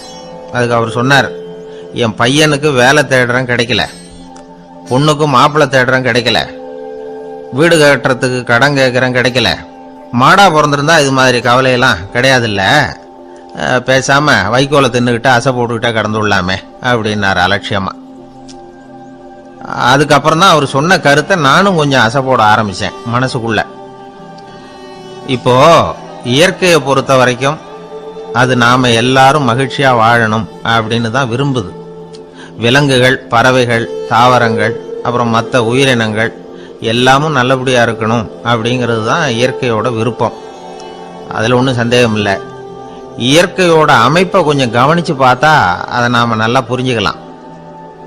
இருந்தாலும் இந்த ஆள் சொன்னதை கேட்ட பிறகுதான் ஒரு முக்கியமான வேறுபாடு புரிஞ்சுது. அதாவது இந்த உலகத்துல உள்ள முக்கியமான பிரச்சனைகள் 6. அந்த 6 பிரச்சனைகளும் ஆடு மாடுகளுக்கு கிடையாது, மரம் செடி கொடிகளுக்கு கிடையாது. ஆனா மனுஷன் அந்த 6 பிரச்சனைகளையும் சந்திக்க வேண்டியிருக்கு. சரி, அந்த 6 பிரச்சனைகள் என்னென்ன தெரியுமா? முதல்ல இந்த ஆடு மாடுலாம் நமக்குன்னு சொந்தமா ஒரு வீடு இல்லையே அப்படின்னு கவலைப்பட்டுக்கிட்டு இருக்கிறது இல்லை. ஆனா மனிதனுக்கு வீடு தேவைப்படுது. இது ஒரு வித்தியாசம். இப்ப 2வது பிரச்சனை என்னன்னா ஆடை பிரச்சனை. ஒரு கோழியோ சேவலோ நாம போட்டுக்கிறதுக்கு ஒரு சட்டை இல்லையே அப்படின்னு கவலைப்படுறது இல்லை. ஆனா மனுஷனுக்கு அந்த கவலை உண்டு. சரி, இப்போ 3வது என்னன்னு பார்த்தா கல்வி பிரச்சனை. ஒரு பசுமாடு கவலையோட நின்றுகிட்டு இருக்கு அப்படின்னு வச்சுக்குவோம். நீங்க அதுகிட்ட போய் ஏன் பசுமாடை கவலையோட நின்றுகிட்டு இருக்கிற அப்படின்னு கேட்குறீங்க. என் கண்ணுக்குட்டிக்கு எல்கேஜியில் இடம் கிடைக்கல டொனேஷன் கொடுக்கறதுக்கு கையில் பணமும் கிடையாது, சிபாரிசுக்கு யாரை பிடிக்கிறதுன்னு தெரியல, இப்படியா சொல்லிகிட்டு இருக்கோம். அதுக்கு அந்த கவலையெல்லாம் கிடையாது. ஆனால் மனிதனுக்கு அந்த கவலை உண்டு. 4வது என்னன்னு பார்த்தீங்கன்னா வேலை வாய்ப்பு பிரச்சனை. வேலை கிடைக்கலையே அப்படின்னு வேப்ப மரம் கவலைப்படுறதில்ல, ஆனால் மனுஷன் கவலைப்படுறான். 5வது என்னன்னு பார்த்தா கல்யாண பிரச்சனை. எருமை மாடு பசு மாடு எல்லாம் பொண்ணுக்கு மாப்பிள்ளை தேடிக்கிட்டாலே இது பேப்பரில் மணமகன் தேவை அப்படின்னு விளம்பரமாக கொடுக்குது, அதெல்லாம் கிடையாது. 6வது என்னன்னு பார்த்தீங்கன்னா பணம் சம்பந்தமான பிரச்சனை. ஆடு மாடுலாம் பணத்தை சேமிக்கணும்னோ ஏதாவது நிதி நிறுவனத்தில் முதலீடு பண்ணணும்னோ நினச்சிக்கிட்டு இருக்கிறதில்ல. பணத்தை எப்படி காப்பாத்துறது அப்படிங்கிற கவலையும் அதுகளுக்கு கிடையாது. குதிரை குளம்போட பிறக்குது, அதனால அது காடு மேடெல்லாம் கவலை இல்லாமல் தெரியலாம். ஆடு உடம்புல ரோமத்தோட பிறக்குது, அதனால அது குளிரை பற்றி கவலைப்பட வேண்டிய அவசியம் இல்லை. ஆனால் மனுஷனை பார்த்தீங்கன்னா அவன் தான் ஒன்றுமில்லாமல் பிறக்கிறான். ஏன் இந்த பாகுபாடு அப்படின்னு கேட்டால் இதை பற்றி கொஞ்சம் சிந்திச்சு பார்க்கணும். அதாவது இந்த சந்தேகத்தை ஒரு பெரியவர்கிட்டையும் கேட்டேன், அவர் சொன்னார் இதுக்கு பதில். அவர் இதே கேள்வியை இயற்கை கிட்ட கேட்டாராம். இயற்கை பதில் சொல்லிச்சான், வேற யாருக்கும் கொடுக்காத ஒரு வலுவான கருவியை, ஒரு பவர்ஃபுல் வெப்பன் மனுஷனுக்கு கொடுத்துருக்கிறேன்னு, அந்த கருவியை உபயோகப்படுத்தி அந்த 6 பிரச்சனை மட்டும் இல்லை 6 கோடி பிரச்சனைகள் இருந்தாலும் அதையெல்லாம் சமாளிக்கலாம். அது கருவி என்ன தெரியுமா? அதுதான் 6வது அறிவு. அதை உபயோகப்படுத்தினா காலுக்கு செருப்பு தயார் பண்ணிக்கலாம், குளிருக்கு போர்வை தயார் பண்ணிக்கலாம், என்ன வேணும்னாலும் செய்யலாம் அப்படின்னு இயற்கை பதில் சொல்லிச்சான். அதனால நாம செய்ய வேண்டியது என்னன்னா இயற்கையை முதல்ல சரியா புரிஞ்சுக்கணும். இயற்கையின் படைப்பையே நாம சரியா புரிஞ்சுக்கிறது இல்லையே, அதுதான் வேதனை. இந்த கதையை கேளுங்க. இப்போ நகரத்திலிருந்து ஒரு ஆள் கிராமத்துக்கு வந்தான். அங்கே ஒரு சிறுவன் மாடு மேய்ச்சிக்கிட்டு இருந்தான். நகரத்து ஆள் சொன்ன, எவ்வளவு அழகான பசு, அது சரி இதுக்கெல்லாம் ஏன் கொம்பு இல்லைன்னா. இதுக்கு அந்த பையன் பதில் சொன்னான், பசுமாட்டுக்கு கொம்பு இல்லாததுக்கு பல காரணங்கள் உண்டு. கண்ணுக்குட்டியாக இருந்தால் கொம்பு இருக்காது, பசு வளர்ந்து பெருசானதுக்கு அப்புறம் தான் கொம்பு முளைக்கும், இது ஒரு காரணம். சில சமயம் வளர்ற கொம்பை எடுத்து விடுறது உண்டு, அது ஒரு காரணம். ஆனால் இதுக்கு ஏன் கொம்பு இல்லைன்னு கேட்குறீங்க, அதுக்கு என்ன காரணம்னா இது பசு இல்லை குதிரை அப்படின்னானா. அங்கே ஒரு புதர் தெரியுது இல்லையா, இந்த புதருக்குள்ள ஒரு சிங்கம் இருக்கு. அந்த பக்கமாக நான் போகிறப்போ வர்றப்போலாம் அது என்கிட்ட ஒம்பு வளர்க்குது, தகராறு செய்யுது, என் மேலே பாயுது, என்னை தாக்குது, ஏன்னு தெரியல அப்படின்னுது. இதை கேட்டதும் அந்த குரங்கு சொல்லிச்சு, இனிமேல் கவலைப்படாத, இந்த தடவை நான் உன்னை காப்பாற்றுறேன்னுது. அதுக்கப்புறம் ஒரு நாள் அந்த குரங்கும் கழுதியும் அந்த புதர் பக்கமாக போய்கிட்டு இருந்தாங்க. எதிர்பார்த்தது மாதிரியே நடந்தது. இந்த சிங்கம் எதிரில் வந்தது, கழுதியை பார்த்தது, உடனே அது மேலே பாய ஆரம்பிச்சுட்டுது. அவ்வளவுதான். உடனே இந்த குரங்கு என்ன பண்ணிச்சு தெரியுமா, கிடுகிடுன்னு ஒரு மரத்து மேலே ஏறி உட்காந்துக்கிட்டது. அங்கே உட்காந்துக்கிட்டு கீழே அந்த கழுதியும் சிங்கமும் போடுற சண்டையை வேடிக்கை பார்க்க ஆரம்பிச்சுட்டுது. கொஞ்ச நேரம் கழித்து அடிபட்ட காயத்தோடு அந்த கழுதை மெதுவாக நடந்து வந்தது. குரங்கும் மெல்ல மரத்தை விட்டு கீழே இறங்குச்சு. இப்போ கழுதை கேட்டுது, என்னை காப்பாத்துறேன்னு சொல்லிவிட்டு காலை வாரி விட்டுட்டியே, நீ பாட்டுக்கு மரத்து மேலே ஏறி உட்காந்துக்கிட்டே, அது நியாயமானது. குரங்கு பரிதாபமாக அதை பார்த்துது. நான் மரத்து மேலே இருந்து நீங்கள் 2 பேரும் சண்டை போட்டதை பார்த்துக்கிட்டு தான் இருந்தேன், உன்னோட சத்தம் தான் அதிகமாக இருந்தது, அது நீ சிரிக்கிற மாதிரி எனக்கு கேட்டுது, அதனால் நீ தான் ஜெயிச்சுக்கிட்டு இருக்க போல இருக்கு அப்படின்னு நினச்சிவிட்டேன்னு. இன்றைக்கி பல பேர் இப்படி தான் இருக்கிறாங்களாம். யார் ஜெயிக்கிறாங்க யார் தோக்குறாங்கங்கிறத முகத்தை பார்த்து கூட கண்டுபிடிக்க முடியறதில்ல, பேசுகிற பேச்சை வச்சு கூட கண்டுபிடிக்க முடியறதில்ல. தோற்கிறவங்க கூட சிரிக்கிற மாதிரி முகத்தை வச்சுக்கிறான். இன்றைய மனிதர்கள்கிட்ட ஏகப்பட்ட முரண்பாடுகள். பொய் முகங்களோட உலவுகிறவர்கள் தான் அதிகம். உண்மை முகம் எங்கே இருக்குது அப்படிங்கிறத புரிஞ்சுக்கிட்டு நண்பர்களை தேர்ந்தெடுக்கணும் அப்படிங்கிறது ஒரு முக்கியமான கருத்து. கடவுள் இந்த உலகத்தை படைச்சுட்டு அதுக்கப்புறமும் கொஞ்ச நாள் இங்கேயே தங்கியிருந்தாராம். அப்போ தான் அவருக்கு ஒரு உண்மை புரிஞ்சுதான், இந்த உலகத்தில் தங்கி இருக்கிறது எவ்வளவு இடைஞ்சல்னு. தினமும் மனிதர்கள் தேடி ஏதாவது புகார் சொல்லிக்கிட்டே இருந்தாங்களாம், எனக்கு அது வேணும் இது வேணும்னு கேட்டுக்கிட்டே இருந்தாங்களாம். சில பேர் வந்தாங்க, நாங்கள் விவசாயம் பண்ணுறோம், தண்ணி இல்லாமல் பயிர் காயுது, எங்களுக்கு மழை வேணும் அப்படின்னாங்க. அவங்க போனதும் அதுக்கப்புறம் சில பேர் வந்தாங்க, நாங்கள் மண்பானை செய்கிறவங்க, நிறைய பானை செஞ்சு வச்சுருக்குறோம், மழை பெஞ்சால் எல்லாம் கரைஞ்சி வீணாக போயிடும், அதனால் இன்றைக்கி மழை பெய்யக்கூடாதுன்னாங்க. கடவுள் பார்த்தார், அவருக்கு என்ன பண்ணுறதுன்னே தெரியல, ஏகப்பட்ட குழப்பம், தலையை பிச்சுக்கலாம் போல இருந்தது, கிட்டத்தட்ட பைத்தியம் பிடிக்கிற அளவுக்கு ஆயிட்டுது. எல்லாருடைய ஆசைகளையும் அவரால் நிறைவேற்ற முடியல, ஏன்னா ஒன்றுக்கு ஒன்று முரண்பாடாக இருந்தது. ஒரு நாள் தன்னுடைய அமைச்சரவையை கூட்டி ஆலோசனை கேட்டார், என்ன செய்யலாம்னு சொல்லுங்கன்னார். இது என்ன பிரமாதம், பேசாமல் இமயமலை அடிவாரத்தில் போய் உட்காந்துங்க, யாரும் தொந்தரவு பண்ண மாட்டாங்கன்னாங்க. அங்கேயும் மனிதர்கள் வர ஆரம்பிச்சுருவாங்களேன்னார் கடவுள். சரி அப்படின்னா சந்திரனில் போயிருந்துக்கலாமேன்னாங்க. அங்கேயும் மனுஷன் குடி வர போறான் அப்படின்னார் கடவுள். வெகு தூரத்துக்கு அப்பால் உள்ள நட்சத்திர மண்டலத்துக்கு போயிடலான்னாங்க. இதெல்லாம் நிரந்தர தீர்வாகாது. நிரந்தரமா இந்த மனிதனுடைய தொல்லையிலிருந்து நான் விடுபடணும், அதுக்கு ஏதாவது வழி சொல்லுங்கன்னார் கடவுள். ஒரு வயசான ஆள் வந்தார். கடவுளுக்கு காதோட காதா ஒரு வழியை சொன்னார். கடவுளுக்கு முகம் மலர்ந்தது. அதுதான் சரி, அப்படியே செஞ்சுடலான்னார். அந்த ஆள் சொன்ன ரகசியம் என்ன தெரியுமா? மனிதனால அடைய முடியாத ஒரு இடம் இருக்கு, அது வேற எங்கேயும் இல்லை, அவனுக்கு உள்ளே இருக்குது. அங்க போய் மறைஞ்சுங்க, அதுக்கப்புறம் மனிதர்களால உங்களுக்கு தொந்தரவு இருக்காதுன்னார். மனிதன் நினைக்காத இடம் அதுதான். அதாவது உள்ளுக்குள்ள இருக்கிற உண்மையை புரிஞ்சுக்காம வெளியில எங்கேயோ அது இருக்கிறதாக நினைச்சு வரட்டிக்கிட்டு அலையறான் மனுஷன். உள்ளே இருக்கிற உண்மை புரிஞ்சா நாம தன்னம்பிக்கையோட தலை நிமிர்ந்து வாழலாம். வேடிக்கையா ஒரு கதை சொல்லுவாங்க. இதை பாருங்க, நம்ம பையன் எங்க பணம் வச்சாலும் எடுத்து விடுறான், என்ன பண்றதுன்னாங்க அம்மா. அப்பா கொஞ்ச நேரம் யோசனை பண்ணார். அதுக்கப்புறம் சொன்னார், அவன் கண்ணுல படாத இடமா நம்ம வீட்டில் இருக்கிறது ஒரே இடம் தான், அங்கே பணத்தை வை திருட்டு போகாதுன்னார். அது எந்த இடம்னு கேட்டாங்க. அதுதான் அவன் பாட புஸ்தகம், அதில் வச்சிரு, அவன் தொடவே மாட்டான். பாட புத்தகத்தை தொடாமல் பரீட்சையில் வெற்றி பெற முடியாது அப்படிங்கிறத புரிஞ்சுக்கணும். உள்ளே இருக்கிற உண்மையை தொடாமல் வாழ்க்கையில் வெற்றி பெற முடியாது. அதனால உண்மையை புரிஞ்சுக்கிட்டா வாழ்க்கையில் வெற்றி நிச்சயம். கத்தியை தீட்டாதே புத்தியை தீட்டு அப்படின்னு ஒரு பெரியவர் புத்தி சொன்னார். அதை கேட்ட ஒரு இளைஞன், அது எப்படி பெரியவரை புத்தியை தீட்டுறது? கத்தியை தீட்டுன்னு சொன்னா ஒரு கருங்கல்ல கத்தியை தேய்க்கலாம், புத்தியை தீட்டுன்னு சொன்னா எப்படி தலையை கொண்டுட்டு போய் தரையில தேய்ச்சிட்டு இருக்க முடியுமா அப்படின்னா. அந்த பெரியவர் உடனே புரிஞ்சுக்கிட்டார், இந்த இளைஞனுக்கு புத்தி கூர்மை கம்மி அப்படிங்கிறத புரிஞ்சுக்கிட்டார். அது சரி, அறிவுக்கும் புத்திசாலித்தனத்துக்கும் என்ன வித்தியாசம்? இது ஒரு முக்கியமான கேள்வி. அறிவுன்னா என்ன, புத்திசாலித்தனம்னா என்ன? இதே கேள்வியை சாக்ரட்டிஸ் கிட்ட அவருடைய சீடன் ஒருத்தன் கேட்டானா. ஐயா, அறிவுக்கும் புத்திசாலித்தனத்துக்கும் என்னங்க வித்தியாசம் அப்படின்னு கேட்டிருக்கான். சாக்ரட்டிஸ் நிமிர்ந்து பார்த்துருக்கிறார் அந்த சீடனை. அதுக்கப்புறம் சொன்னாராம், நான் சொல்றேன் உன்னுடைய கேள்விக்கு பதில், ஆனா அதுக்கு முன்னாடி நீ ஒரு காரியம் பண்ணணும்னாராம். என்னங்க செய்யணும் சொல்லுங்கன்னு இருக்கான். அதோ பாரு, ஒரு பெரியவர் உட்காந்துருக்கிறாரு, அவர்கிட்ட போ, இங்கேருந்து பக்கத்தில் இருக்கிற அந்த கிராமத்துக்கு போய் சேர எவ்வளவு நேரம் ஆகும் அப்படின்னு கேட்டுட்டு வா அப்படி சொன்னார் சாக்ரட்டிஸ். சரின்னு சொல்லிவிட்டு இவன் போனான். அந்த பெரியவர் முன்னாடி போய் நின்னான். ஏங்க பெரியவரை, இங்கேருந்து அதோ தெரியுத அந்த கிராமத்துக்கு போய் சேர்றதுக்கு எவ்வளவு நேரம் ஆகும் அப்படின்னு கேட்டான். பெரியவர் நிமிர்ந்து பார்த்தார், ஆனால் பதில் எதுவும் சொல்லலை. இவன் மறுபடியும் ஒரு தடவை அதே கேள்வியை அவர்கிட்ட கேட்டான். என்னங்க, நான் கேட்குறது உங்கள் காதில் விழுதா? அந்த கிராமத்துக்கு போய் சேர்றதுக்கு எவ்வளோ நேரம் ஆகும் அப்படின்னு சொல்லி மறுபடியும் கேட்டான். அப்பவும் அவர் பதில் சொல்லலை. உடனே அவன் மனசுக்குள்ளே முடிவு பண்ணிக்கிட்டான், சரி பெரியவர் ஒரு மாதிரியாக தெரிகிறார், புத்தி சுவாதீனம் சரியில்லாத ஒரு மாதிரி தெரியுது அப்படின்னு நினச்சிக்கிட்டே வந்த வழியிலே திரும்பி வந்துட்டான். கொஞ்சம் தூரம் நடந்திருப்பான்.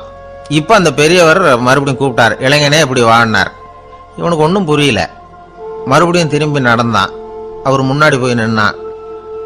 பெரியவர் சொன்னார், தம்பி, இங்கேருந்து அந்த கிராமத்துக்கு போய் சேர்றதுக்கு 5 நிமிஷம் ஆகும் அப்படின்னார். இப்போ அந்த இளைஞன் அந்த முதியவரை ஒரு மாதிரியாக பார்க்க ஆரம்பித்தான். அதுக்கப்புறம் கொஞ்சம் யோசித்தான்.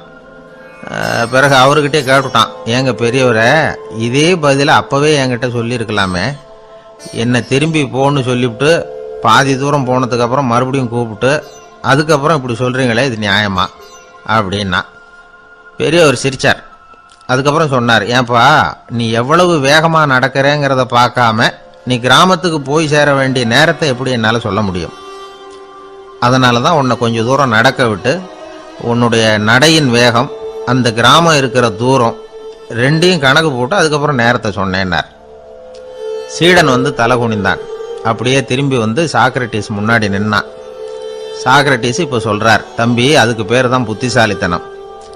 இந்த அறிவு கூர்மை வந்து எல்லா இளைஞர்களுக்கும் வரணும் அப்படிங்கிறதுக்காகத்தான் கத்தியை தீட்டாத புத்தியை தீட்டு அப்படின்னு பெரியவங்கள்லாம் சொல்லிட்டு இருக்கிறாங்க.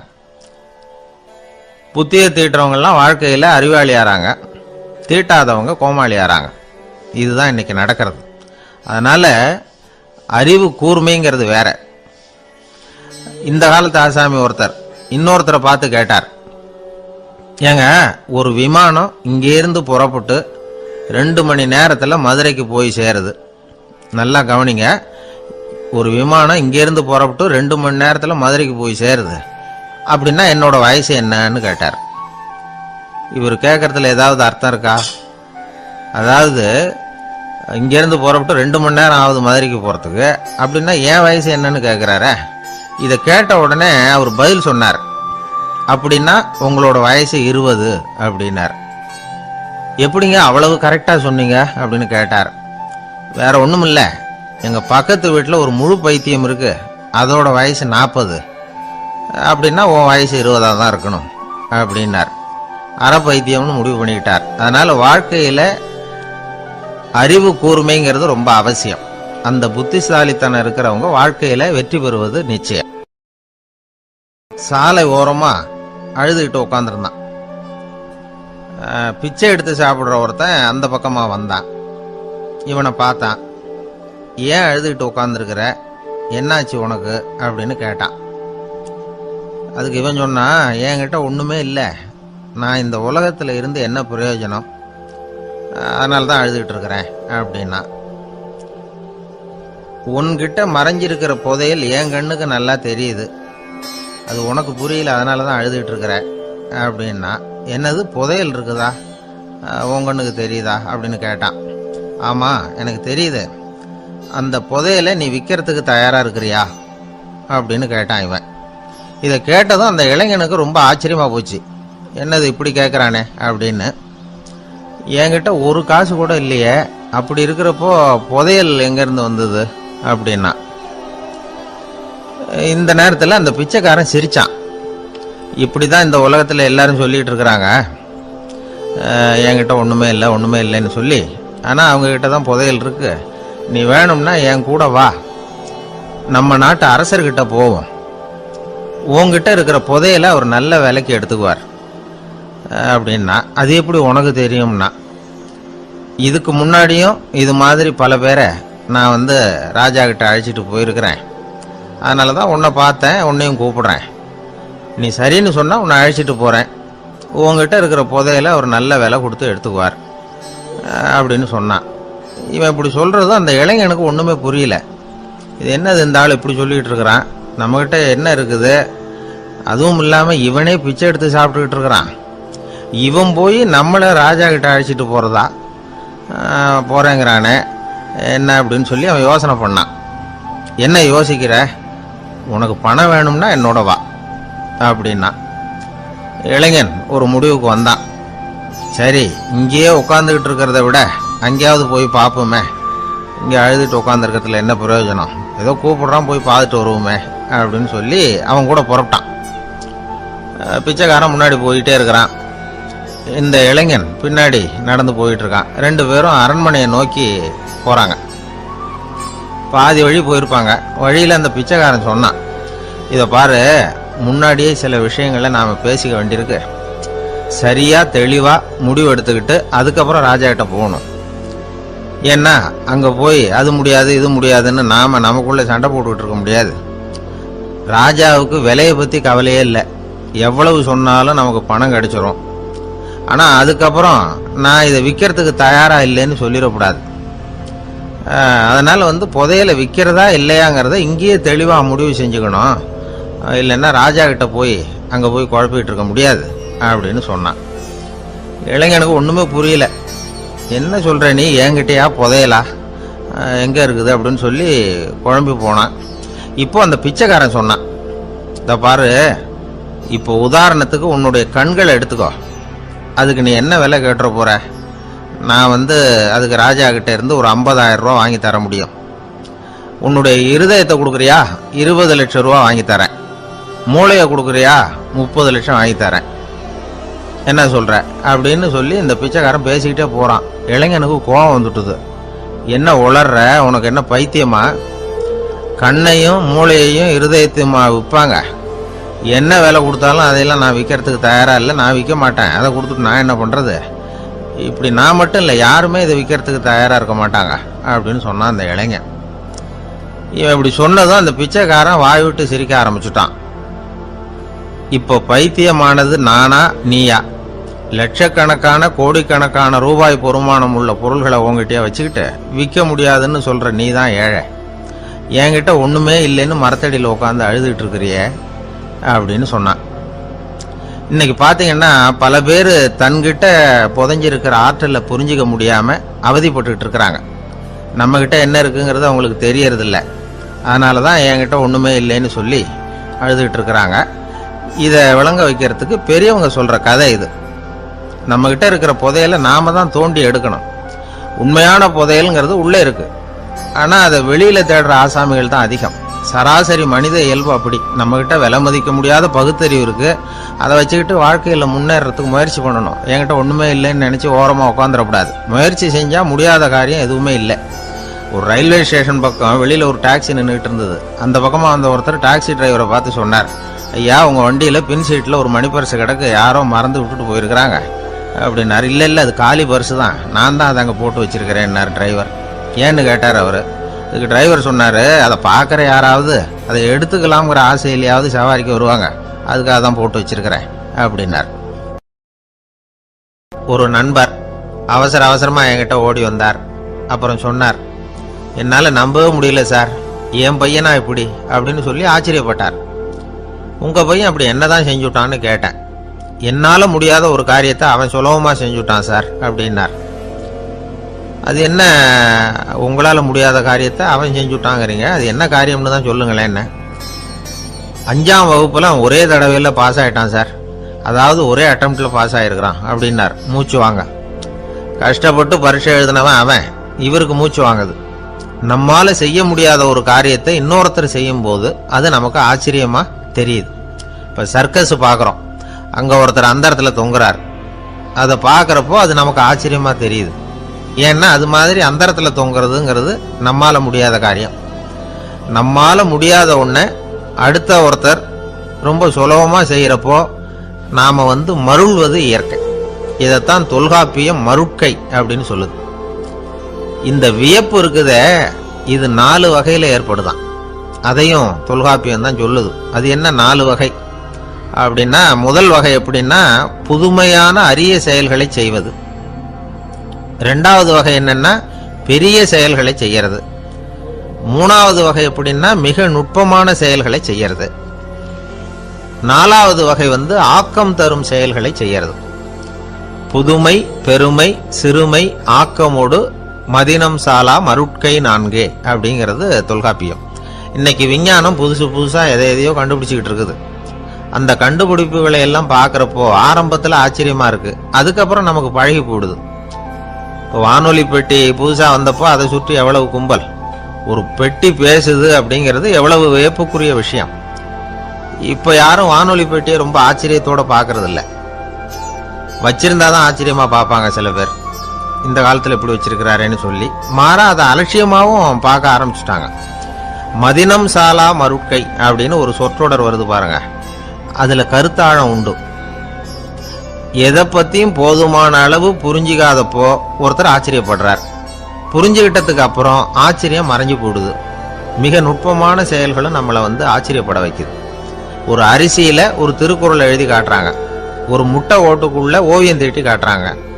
கருங்கல் சிற்பங்கள்ல எவ்வளவு நுட்பமான வேலைப்பாடுகள், அதையெல்லாம் பார்த்து ஆச்சரியப்படுறோம். இது மாதிரியே ஆக்கப்பூர்வமான செயல்களும் நம்மளை வியப்பில் ஆழ்த்தும். குப்பை கூலங்களை கூட வாழ்க்கைக்கு பயன்படுகிற பொருளா மாற்றுகிறவர்கள் இருக்கிறாங்க. அவங்களுடைய செயல் நமக்கு ஆச்சரியத்தை தருது. இடைக்காட்டு சித்தர்னு ஒருத்தர் இருந்தார். அவர் பாடிய 30 நூல்ல ஒரு பாட்டு வருது.